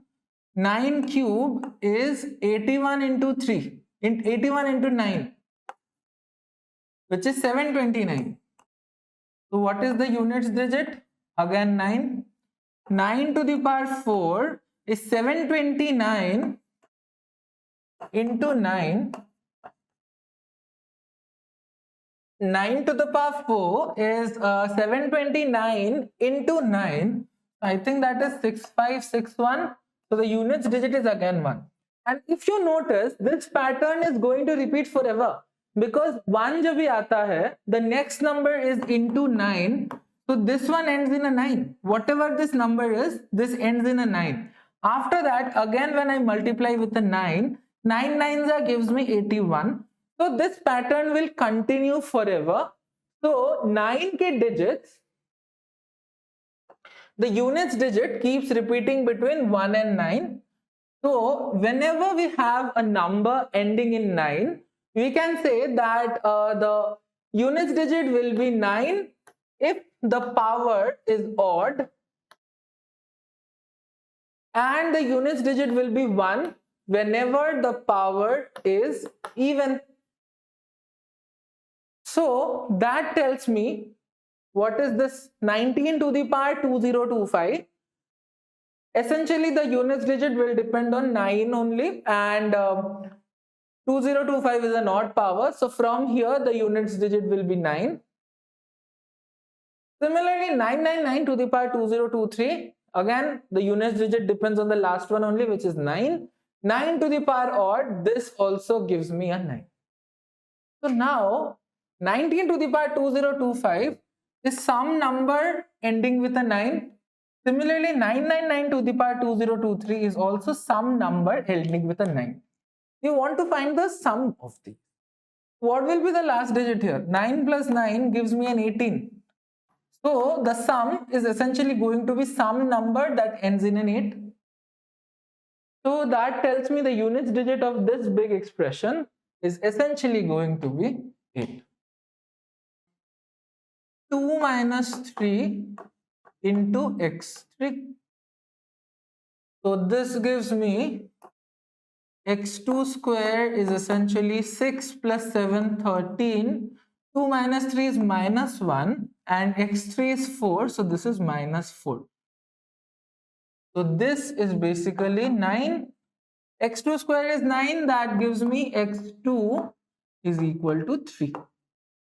Finally, we can put n to be equal to 1 and we get the value that we want.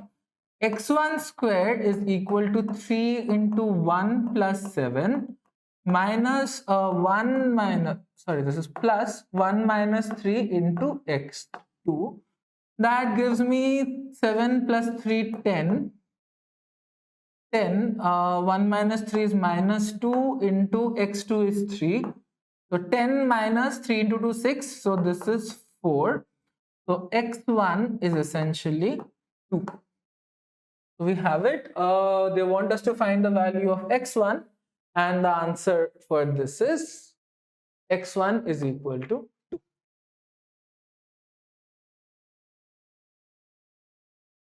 So in this question, we are told that for n greater than or equal to 2 and n belongs to z, n is an integer, the smallest positive integer n for which none of these fractions, 17 by n plus 17, 18 by n plus 18, up till 100 by n plus 100 can be simplified. None of these can be simplified. What is simplification of a fraction? Like if I write something like say 4 by 8, I can simplify it and write it to be 1 by 2. So simplification is basically we get common terms. So when I say two terms can't be simplified, they are something like this. 3 by 8 can't be simplified. How do we get that? We get that when the GCD of the two numbers, let's call them numerator and denominator, the GCD of the numerator and denominator is 1, only then the numbers cannot be simplified further. Now numbers cannot be simplified. Yeah. So this is the condition we want. None of these are supposed to be able to be simplified. So see, it's going from 17, 18, 19 all the way till 100. So I can say what is the general term I can get from here? General term would look something like say k by n plus k, where k is running from 17 to 100. In that case, this is k is running from 17 to 100. In that case, this is the general term of all of this. And what do we want? We want the GCD or the HCF, basically GCD of k and n plus k to be equal to 1.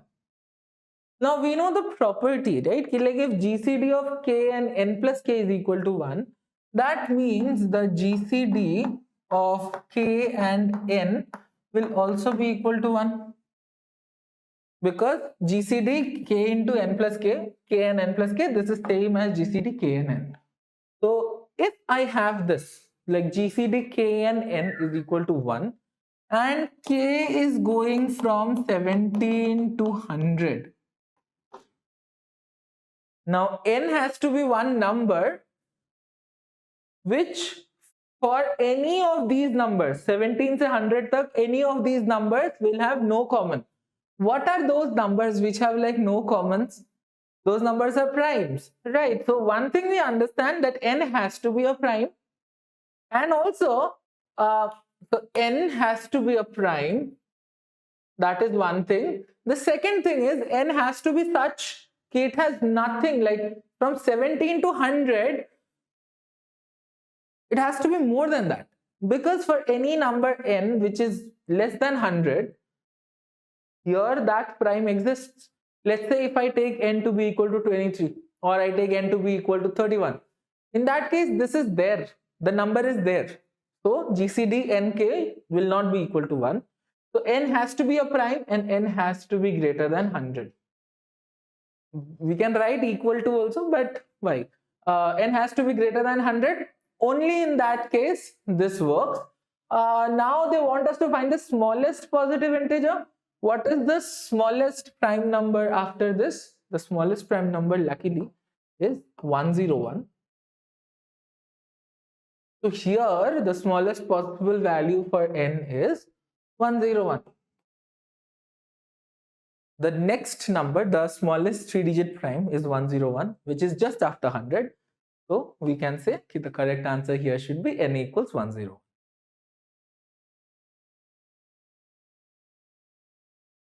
Okay, so in this question we are told that in triangle ABC, AB equals 15, BC equals 20, CA equals 25, then the length of the shortest altitude of the triangle in centimeters is.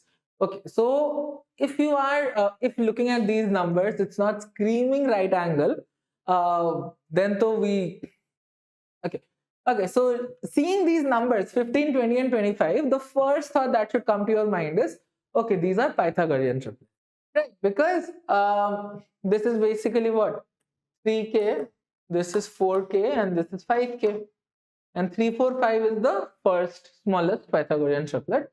So AB, BC, CA, these are a Pythagorean triplet, which means they have to be a right angle triangle.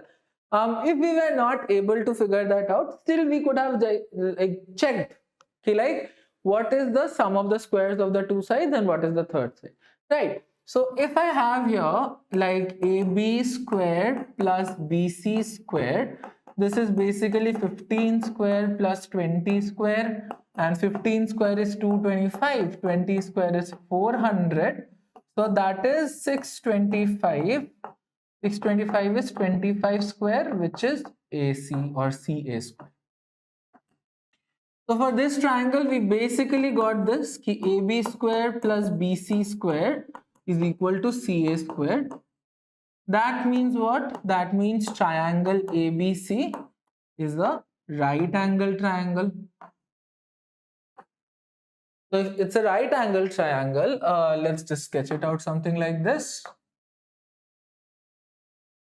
CA was the longest side, sorry. So we can do this A, B, C. This is 25. Let's say AB is 15 and BC is 20.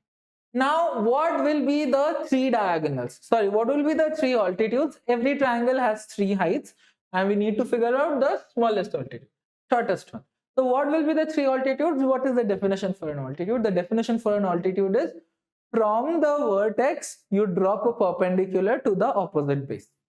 Here, if I take this to be the base, let's say if I take this to be the base, in that case, what is the perpendicular that is dropped? This one only, na? So AB is an altitude here. Similarly, if I had taken AB to be the base, in that case, BC is an altitude. So from point A, AB is the altitude. From point C, BC is the altitude. From point B, what will be the altitude? From point B, we can essentially construct something like this. This will be the altitude. Now, which will be the shortest one? AB wala altitude ka I know it's 15, BC wala altitude I know it's 20. This one, let's call it BM. This is what we need to figure out. Now, how do we figure this out? There can be multiple approaches here. One could be that I take this length to be x, and then this, I take this length to be x, and then this is 25 minus x. And then because all of these are right angle triangles, I apply the Pythagorean triplet many times to like basically simplify, figure out the value of x. After that, I do that. Another approach would be the area approach, which is the much easier approach. What do we know? The area of triangle ABC. What is the formula for area? Formula for area is half base height. Right. Now, this will be half. If I consider BC to be the base, in that case, AB is the height. So I can write half BC into AB. Similarly, I can also write half If I consider AC to be the base, if AC is the base, then BM is the height. So half AC into BM. And what are these two formulae telling us? Both of them are essentially giving us the area for the same triangle. So because they are the same triangle, we can essentially equate them.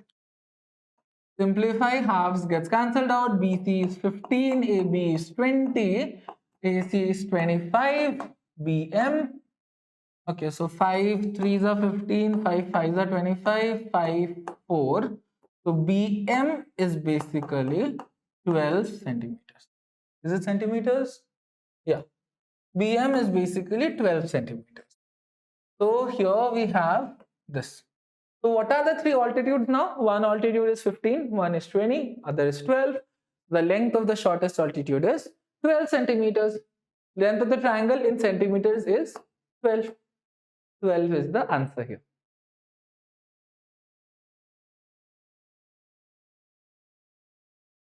So in this question, they want us to find the units digit of this. Now, units digit depends only on the last digit. It does not really depend on the whole number. Now, the thing for units digit is all the numbers have a cyclical pattern. Like they repeat. What I mean is, like because 9 is the units digit here, what I can say is 9 to the power 1 gives me 9. 9 to the power 2 is 81. So what is the units digit? 1. Here the units digit is 9. 81 mein units digit is 1. 9 cube is 81 into 3. 81 into 9, which is 729. So what is the units digit? Again 9. 9 to the power 4 is 729 into 9. 9 to the power 4 is 729 into 9. I think that is 6561. So the units digit is again 1. And if you notice, this pattern is going to repeat forever. Because 1 jab bhi aata hai, the next number is into 9. So this one ends in a 9. Whatever this number is, this ends in a 9. After that, again when I multiply with a 9, 9 nines gives me 81. So this pattern will continue forever. So 9k digits, the units digit keeps repeating between 1 and 9. So whenever we have a number ending in 9, we can say that the units digit will be 9 if the power is odd, and the units digit will be 1 whenever the power is even. So that tells me what is this 19 to the power 2025. Essentially the units digit will depend on 9 only, and 2025 is an odd power. So from here the units digit will be 9. Similarly 999 to the power 2023, again the units digit depends on the last one only, which is 9. 9 to the power odd, this also gives me a 9. So now 19 to the power 2025 is some number ending with a 9. Similarly 999 to the power 2023 is also some number ending with a 9. You want to find the sum of these. What will be the last digit here? 9 plus 9 gives me an 18. So the sum is essentially going to be some number that ends in an 8. So that tells me the units digit of this big expression is essentially going to be 8. Preparing for Olympiads today, you're already building the skills needed for JEE tomorrow. Take that preparations further with Krakow's JEE Foundation batch for classes 8 to 10. Learn maths, physics and chemistry from IIT and faculty through live classes, practice with 5,000 plus questions, and track your progress through regular bi-weekly tests. Turn your Olympiad preparation into a strong JEE foundation. Join Krakow today and the link is in the description.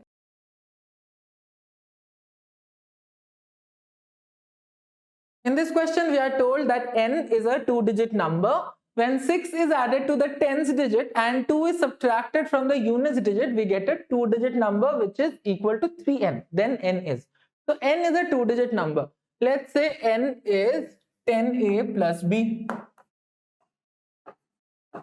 That is the way we write two-digit numbers, right? Where A and B are basically the digits. Like say if I had n to be equal to 37, I'll write n to be 3 into 10 plus 7. So that is of the form 10A plus B. So now that tells me n is a two-digit number when 6 is added to the 10th digit. So 10th digit is what? A. So A may if I add 6 and 2 is subtracted from the units digit. Units digit is B. B say if I subtract 2, we get a two-digit number. Okay, so after this also, we get a two-digit number only. This is the number which is equal to 3n. This one is equal to 3n,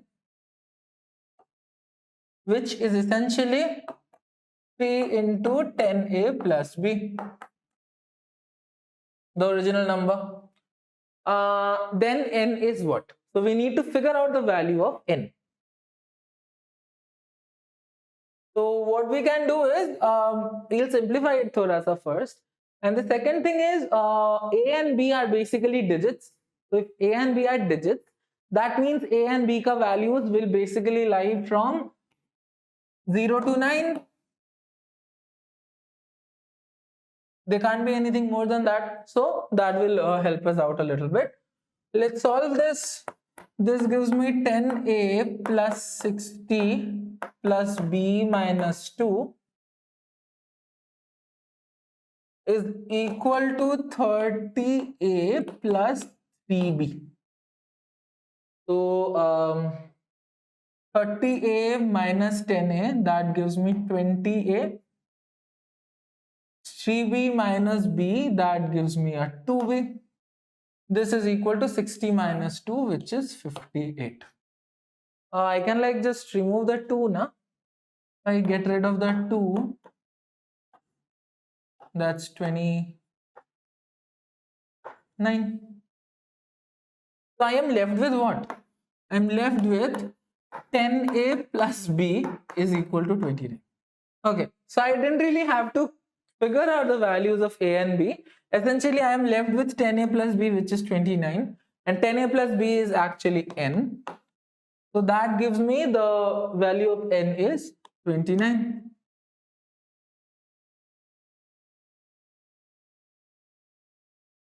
In this question, we are told that the product of two positive numbers x and y is 4 times their sum and same product is 8 times their difference.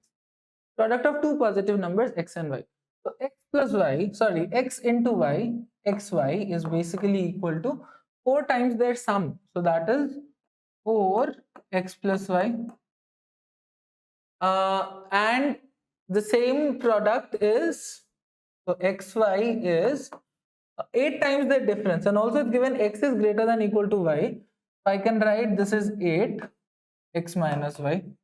Why can I do that? Because x and y are positive, so x y ka product is also going to be positive. So if I know that this product is going to be positive, then I have to take x minus y. I can't take y minus x because x is greater than or equal to y. So x minus y is greater than equal to 0. Y minus x is less than equal to 0, and if it was negative, then this side would become negative. So I can write this. Then x's, they want us to figure out the value of x. Okay, I think subtraction should be the way to go here. Right, 4x plus 4y, and this is 8x minus 8y. Let's just subtract. That gives me 0 is equal to 4 minus 8. This is minus 4x. 4x minus minus becomes plus. So this is plus 12y. So that gives me 4x is equal to 12y, or x is equal to thrice y. They want us to figure out the value of x. So I can substitute for y, get a quadratic, find for x. That is what I'll do. So x into y is equal to 4x plus 4y. I'll substitute for y. Y is equal to x by 3. So y ki jagah mein I'll put x by 3. now we can just simplify it. It's basically a quadratic in x, right? All we need to do is solve for x. So what I can do is x square by 3 is equal to 4x. If I take common, then this is 1 plus 1 by 3, right? 1 plus 1 by 3, and 1 plus 1 by 3 is 1 plus 1 by 3 is 4 by 3 into 4 by 3. So 3's kacha we can cancel out. So we have x square is equal to 16x. So that gives me x is equal to 0 will be one solution, right? And if x is not equal to 0, in that case I can write x is equal to 16. These are the two solutions I'll get. I can take x, basically what I can do here is x square minus 16x is equal to 0, taking it to this side. So x common, x minus 16 is equal to 0. So this gives me x is equal to 0, or x minus 16 is equal to 0. So x is equal to 16. These are the two roots that I have. Once I have these two roots, x is greater than or equal to y, and x is positive. So positive se to I can easily eliminate x to be equal to 0. So x is equal to 16. 16 is the correct answer here.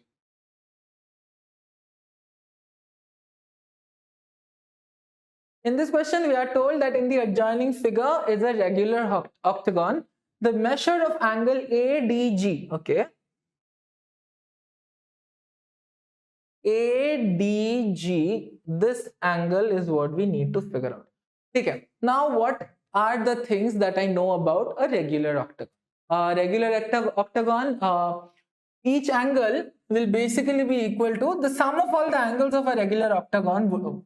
Sum of all the angles of an octagon will basically be given by this formula n minus 2 into 180, and n will be equal to 8 because n is the number of sides, and in octagon the number of sides is 8. So this is 6 into 180, and for a regular octagon,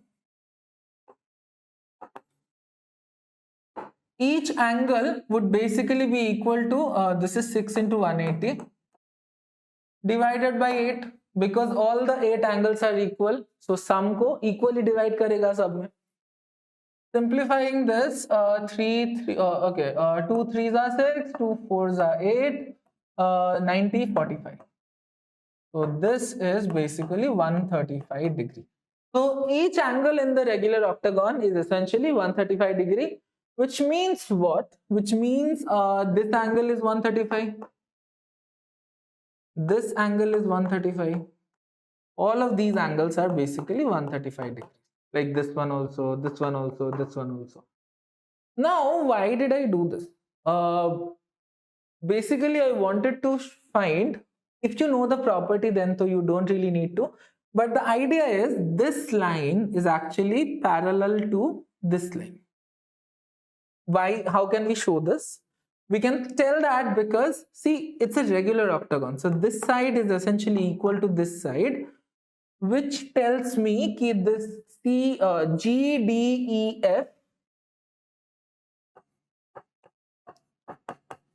is basically an isosceles trapezium. If I didn't even know if it's an isosceles trapezium, I could have proven that as well. What I could say is this is a quadrilateral, right? And because this side is equal to this side, so this angle is basically going to be equal to this angle. Now, sum of all these 4 angles should be equal to 180. Sorry, sum of all these 4 angles should be equal to 360, which means that this one plus twice of this is equal to 360. So 135 plus 135 is basically 270, and 360 minus 270 is 90. So half of 90 is 45. So this angle is a 45 degree. This angle is also a 45 degree. So if this is a 45 degree angle, that tells me what? If this whole angle is 135 and this chota tukra is 45, that means this remaining area, this one is a 90 degree. Right? I can prove it that this one is a 90. Why? Because this whole angle is 135, and if the whole thing is 135, this is 45, so subtract it, remaining is 90. If this is 90, similarly, if I take this one, if I take this trapezium, in that case I can also show this one is also 90, because this is 135, this is 135, which means this is 45 and this is also 45.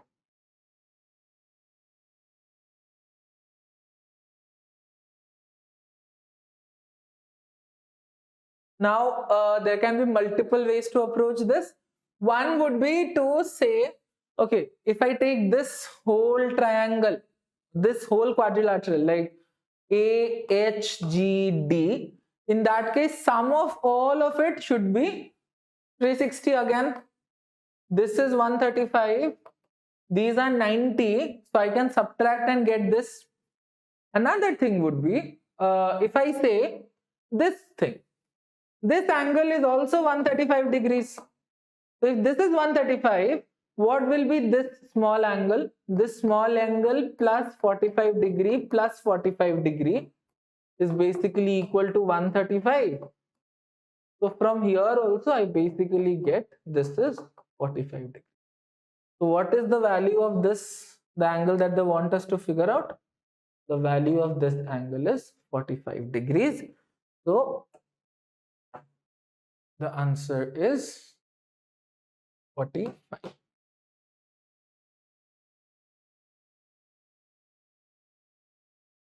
Okay, so in this question we are told that if 2 to the power 3a plus 2 equals 4 to the power b plus 7 and 3 to the power a plus 10 is equal to 27 to the power 2b plus 10, then the value of a square plus b square is. Okay, so this is a very simple exponential equation.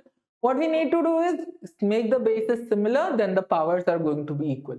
The rule follows that if a to the power m is equal to a to the power n, in that case I'll have m to be equal to n.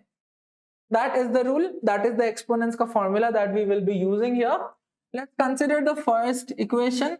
We have 2 to the power 3a plus 2 is equal to 4 to the power b plus 7. Here obviously 2 and 4 are not equal, but 4 ko I can write it to be 2 square. So 2 square whole to the power b plus 7. This basically becomes 2 to the power 2 into b plus 7. Here we use the exponents ka rule. A to the power m whole thing to the power n is basically equal to a to the power m into n. So that if I use, then I have 2 to the power 3a plus 2 is equal to this. Bases become same, I equate the powers, so I get thrice a plus 2 is basically equal to twice b plus 14, or 3a minus 2b is equal to 12, or just write it 3a is equal to 2b plus 12. This is our one equation. Second equation, I'll simplify this one. This one says 3 to the power a plus 10 is equal to 27 to the power 2b plus 10. 27 is basically 3 cube. 9 3s are 27. So this I can write 3 to the power 3 into 2b plus 10. So I can equate them and write a plus 10 is basically equal to 3 to the power 2b plus 10. If I break it, 3 2s are 6b and 10 3s are 30. So this is 6b plus 30. From here, a is equal to 6b plus 20. Okay, so now I can solve for b, right? I can just substitute a ka value here. If I substitute this, then 3 is equal to 6b plus 20. A ke jagah mein I am putting this. This is equal to twice b plus 12. So that gives me 18b plus 60 is equal to twice b plus 12. Now 18 minus 2b is 16b. And 60 minus 12 is minus 40. 60 minus 12 is 48. This is equal to 0. 16 threes are 48, so b plus 3 into 16 is equal to 0, or b is basically equal to minus. If I have b to be equal to minus 3, then a is what? I can just put it here. A is equal to 6 into minus 3 plus 20. This is 6 3s are minus 18 plus 20, which is 2. So A I get to be 2, B I get to be minus 3. They want us to figure out the value of a square plus b square. A square plus b square is what? 2 square plus minus 3 square, which is 3 square 9, 9 plus 4 13. So the answer here is 13.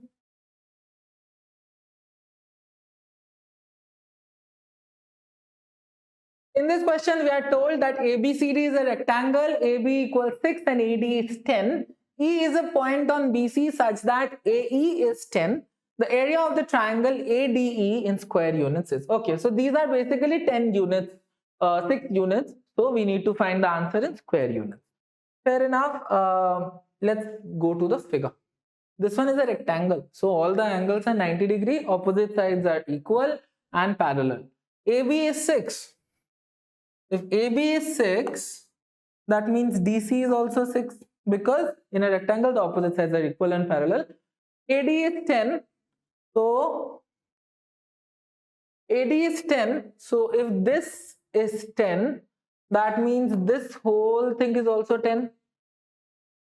E is a point such that AE is also 10. Okay, so this one is also 10. I need to figure out the area of the triangle ADE. Okay, can be done. Area of the triangle ADE, I think easier way would be to find a rectangle and then subtract. Because in this triangle, I am not very sure if this is the right angle or not. So I'll have to basically construct a height and all of that. But these triangles, this one and this one, these I know for a fact that these are right angle triangles. Why? Because this angle is 90, this angle is also 90. So I can use that to my advantage, right? Now, consider this triangle. This is 10, this is 6. What will be BE? We have something called the Pythagoras theorem.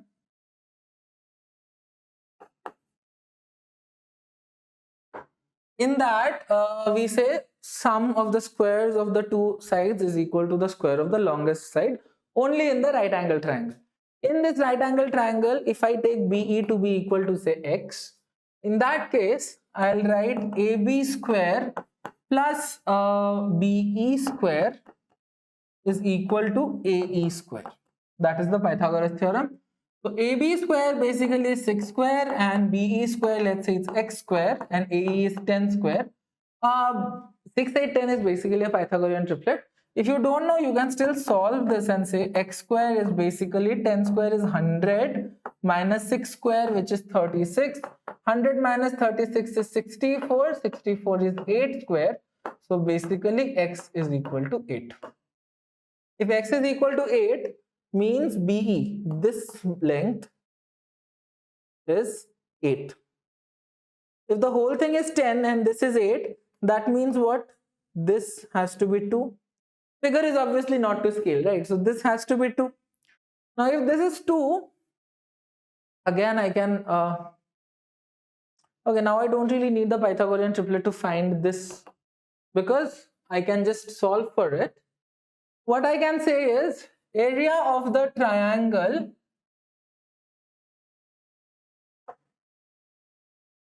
AED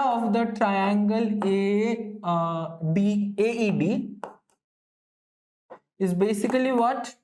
It is the area of the rectangle ABCD minus area of the triangle ABE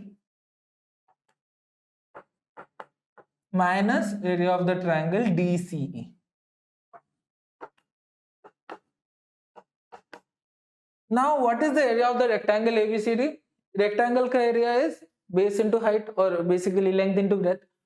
So this is 10, this is 6.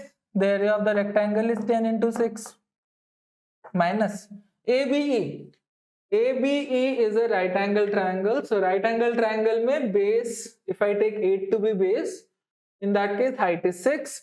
So this is half 8, 6.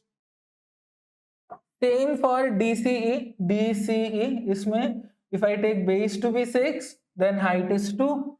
So that is half 6, 2. Okay, now we can just simplify this thoda sa. 10 6 are 60. This 3, this is 24, and this is 6. 24 minus 6 is 30. 30 minus 60 is 30. So what is the area of this remaining area? So what did I do here? I basically took the whole rectangle, right?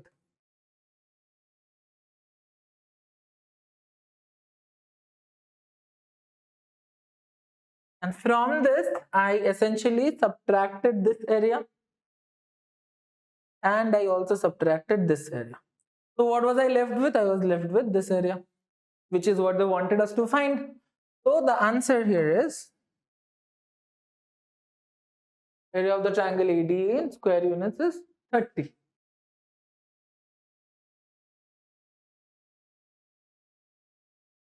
So in this question, we are told that the numbers 1, 4, 7, 10 and 13 are placed in each box figure, okay, such that sum of the numbers in the horizontal or vertical boxes are the same. The largest possible value of the horizontal or vertical sum is. Okay, so what are the numbers? The numbers are 1, 4, 7, 10 and 13. They are placed here. We are told that the horizontal sum, as in this number plus this number plus this number, this is the horizontal sum. And this number plus this number plus this number, this will give me the vertical sum. They want us to figure out largest possible value of horizontal or vertical. Largest possible value they want for horizontal or vertical means ki like I need to place a big number here, because if I place a big number here, then no matter what I take, horizontal or vertical, I'll get the biggest answer. What is the biggest number in the choices that are given? In the choices, the biggest number we have is 13. If I place 13 here, will I be able to arrange the other numbers such that sum of the numbers in the horizontal and vertical is same? As in, like, if I add these three, whatever I get, let's say I get x, same idhar also I'll get x. That is the thing. If I place 13 here, can I get that? I actually can. I mean, 7 plus 4 is 11. 10 plus 1 is also 11. So no matter what I place, let's say I place 7 here and 4 here, and I place 10 here and 1 here. In that case, the horizontal sum and the vertical sum is same, which gives me the largest possible value will be 23 plus 1, 24. Largest possible sum is 24. Now, what would have happened if I had, there will be other cases also, right, where I'll get the similar thing. This one's answer is 24. Let's consider a different case here. If, say, I had not placed 13 and instead, say, I had placed 10 in the center, can I still get numbers to be arranged that way? I actually can, because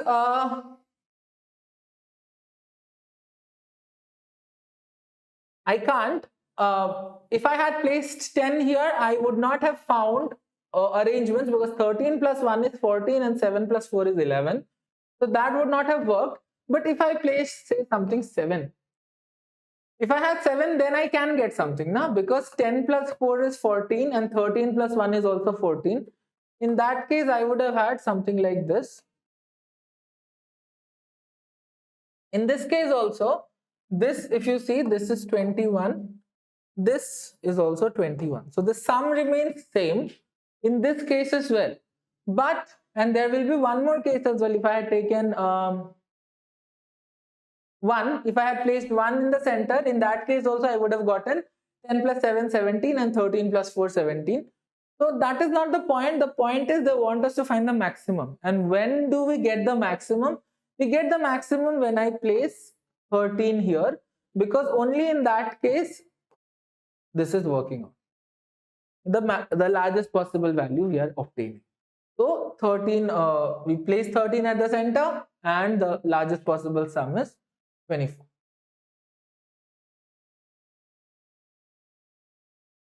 In this question, we are asked the number of integer pairs mn such that m into n square plus 1 equals 48 is.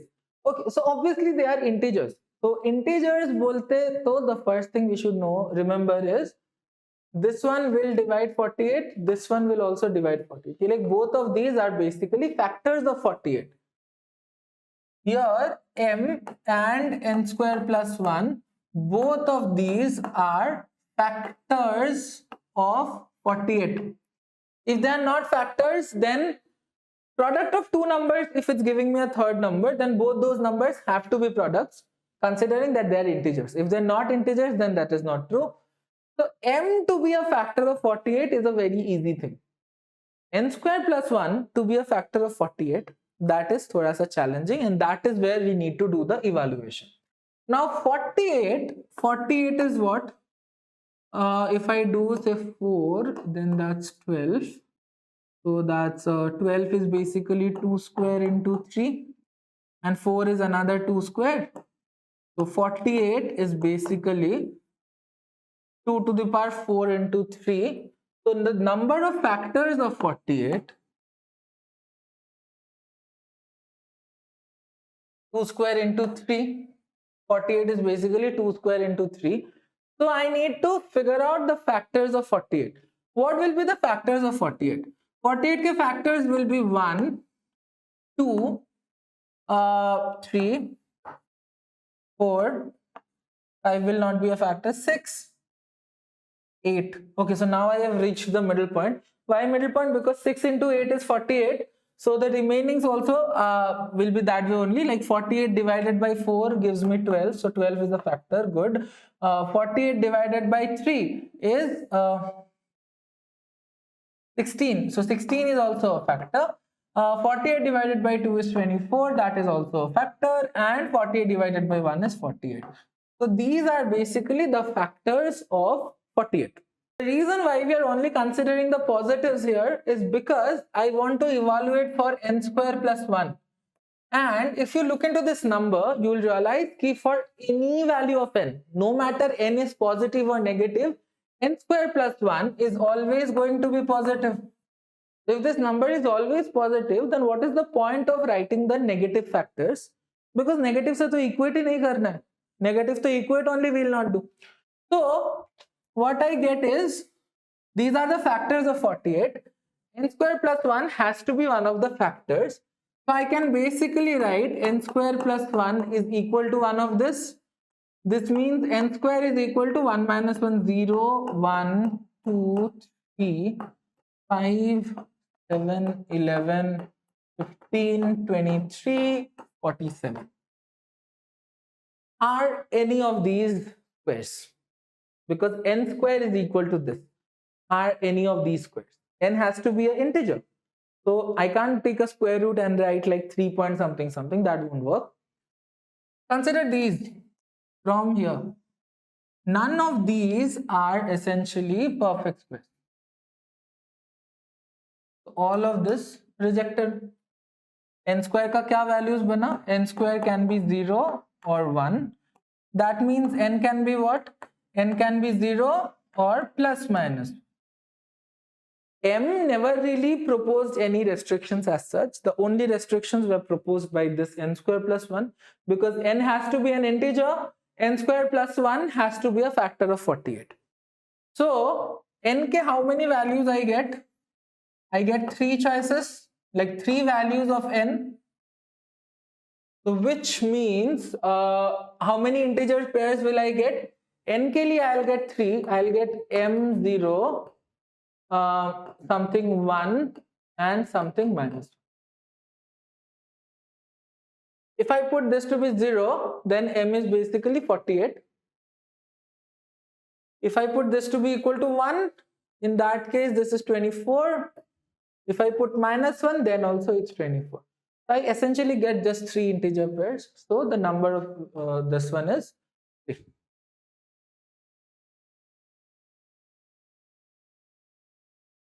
In this question, we need to figure out the value of this expression.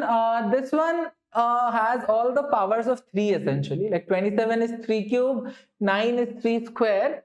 So what we will do is we'll convert everything into powers of 3 and then we'll add and subtract and do the properties wala thing. So let's write this down. So we have 4th root of 27 times cube root of 9 whole divided by 6th root of 9 into 3 cube into square root of 3. Okay, let's evaluate this. 4th root of this whole thing means this whole thing to the power 1 by 4. Similarly, 6th root of this whole thing means 1 by 6. Now 27 is what? 27 is 3 cube. 9 is 3 square. 1 by 3 cube root, and 9 is 3 square. So that becomes 3 to the power 2 by 3. We are using these properties basically. A to the power m whole thing to the power n is a to the power mn, and another root over of a to the power n is a to the power 1 by n. And we'll use another property here. A to the power m into a to the power n is basically a to the power m plus n. And another one also, a to the power m divided by a to the power n is a to the power m minus n. So these are the exponents properties which we will be using here. So this one, a to the power m into a to the power n, what will it be? It will be 3 plus 2 by 3. And 3 plus 2 by 3 is what? 3 3s are 27. 3 3s are 9 plus 2, 11 by 3.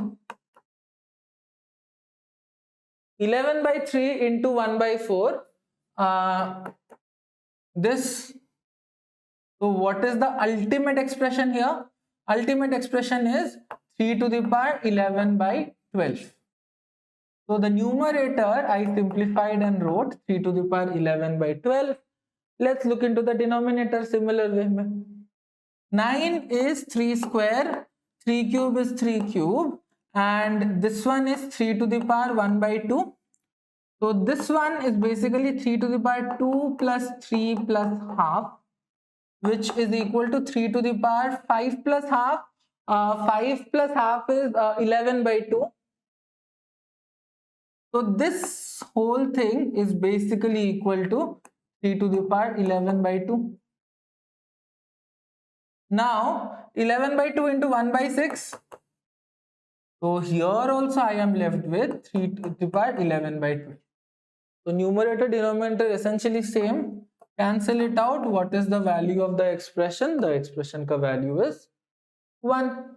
1 is the correct answer here. Top JEE ranks aren't built overnight, they're built early. With Saku's JEE Foundation batch, students from classes 8 to 10 can strengthen their maths, physics and chemistry fundamentals through live classes taught by IITian faculty. Get access to 5,000 plus practice questions and regular bi-weekly tests to stay ahead. Give yourself the right head start. Join Krakow today. The link is in the description.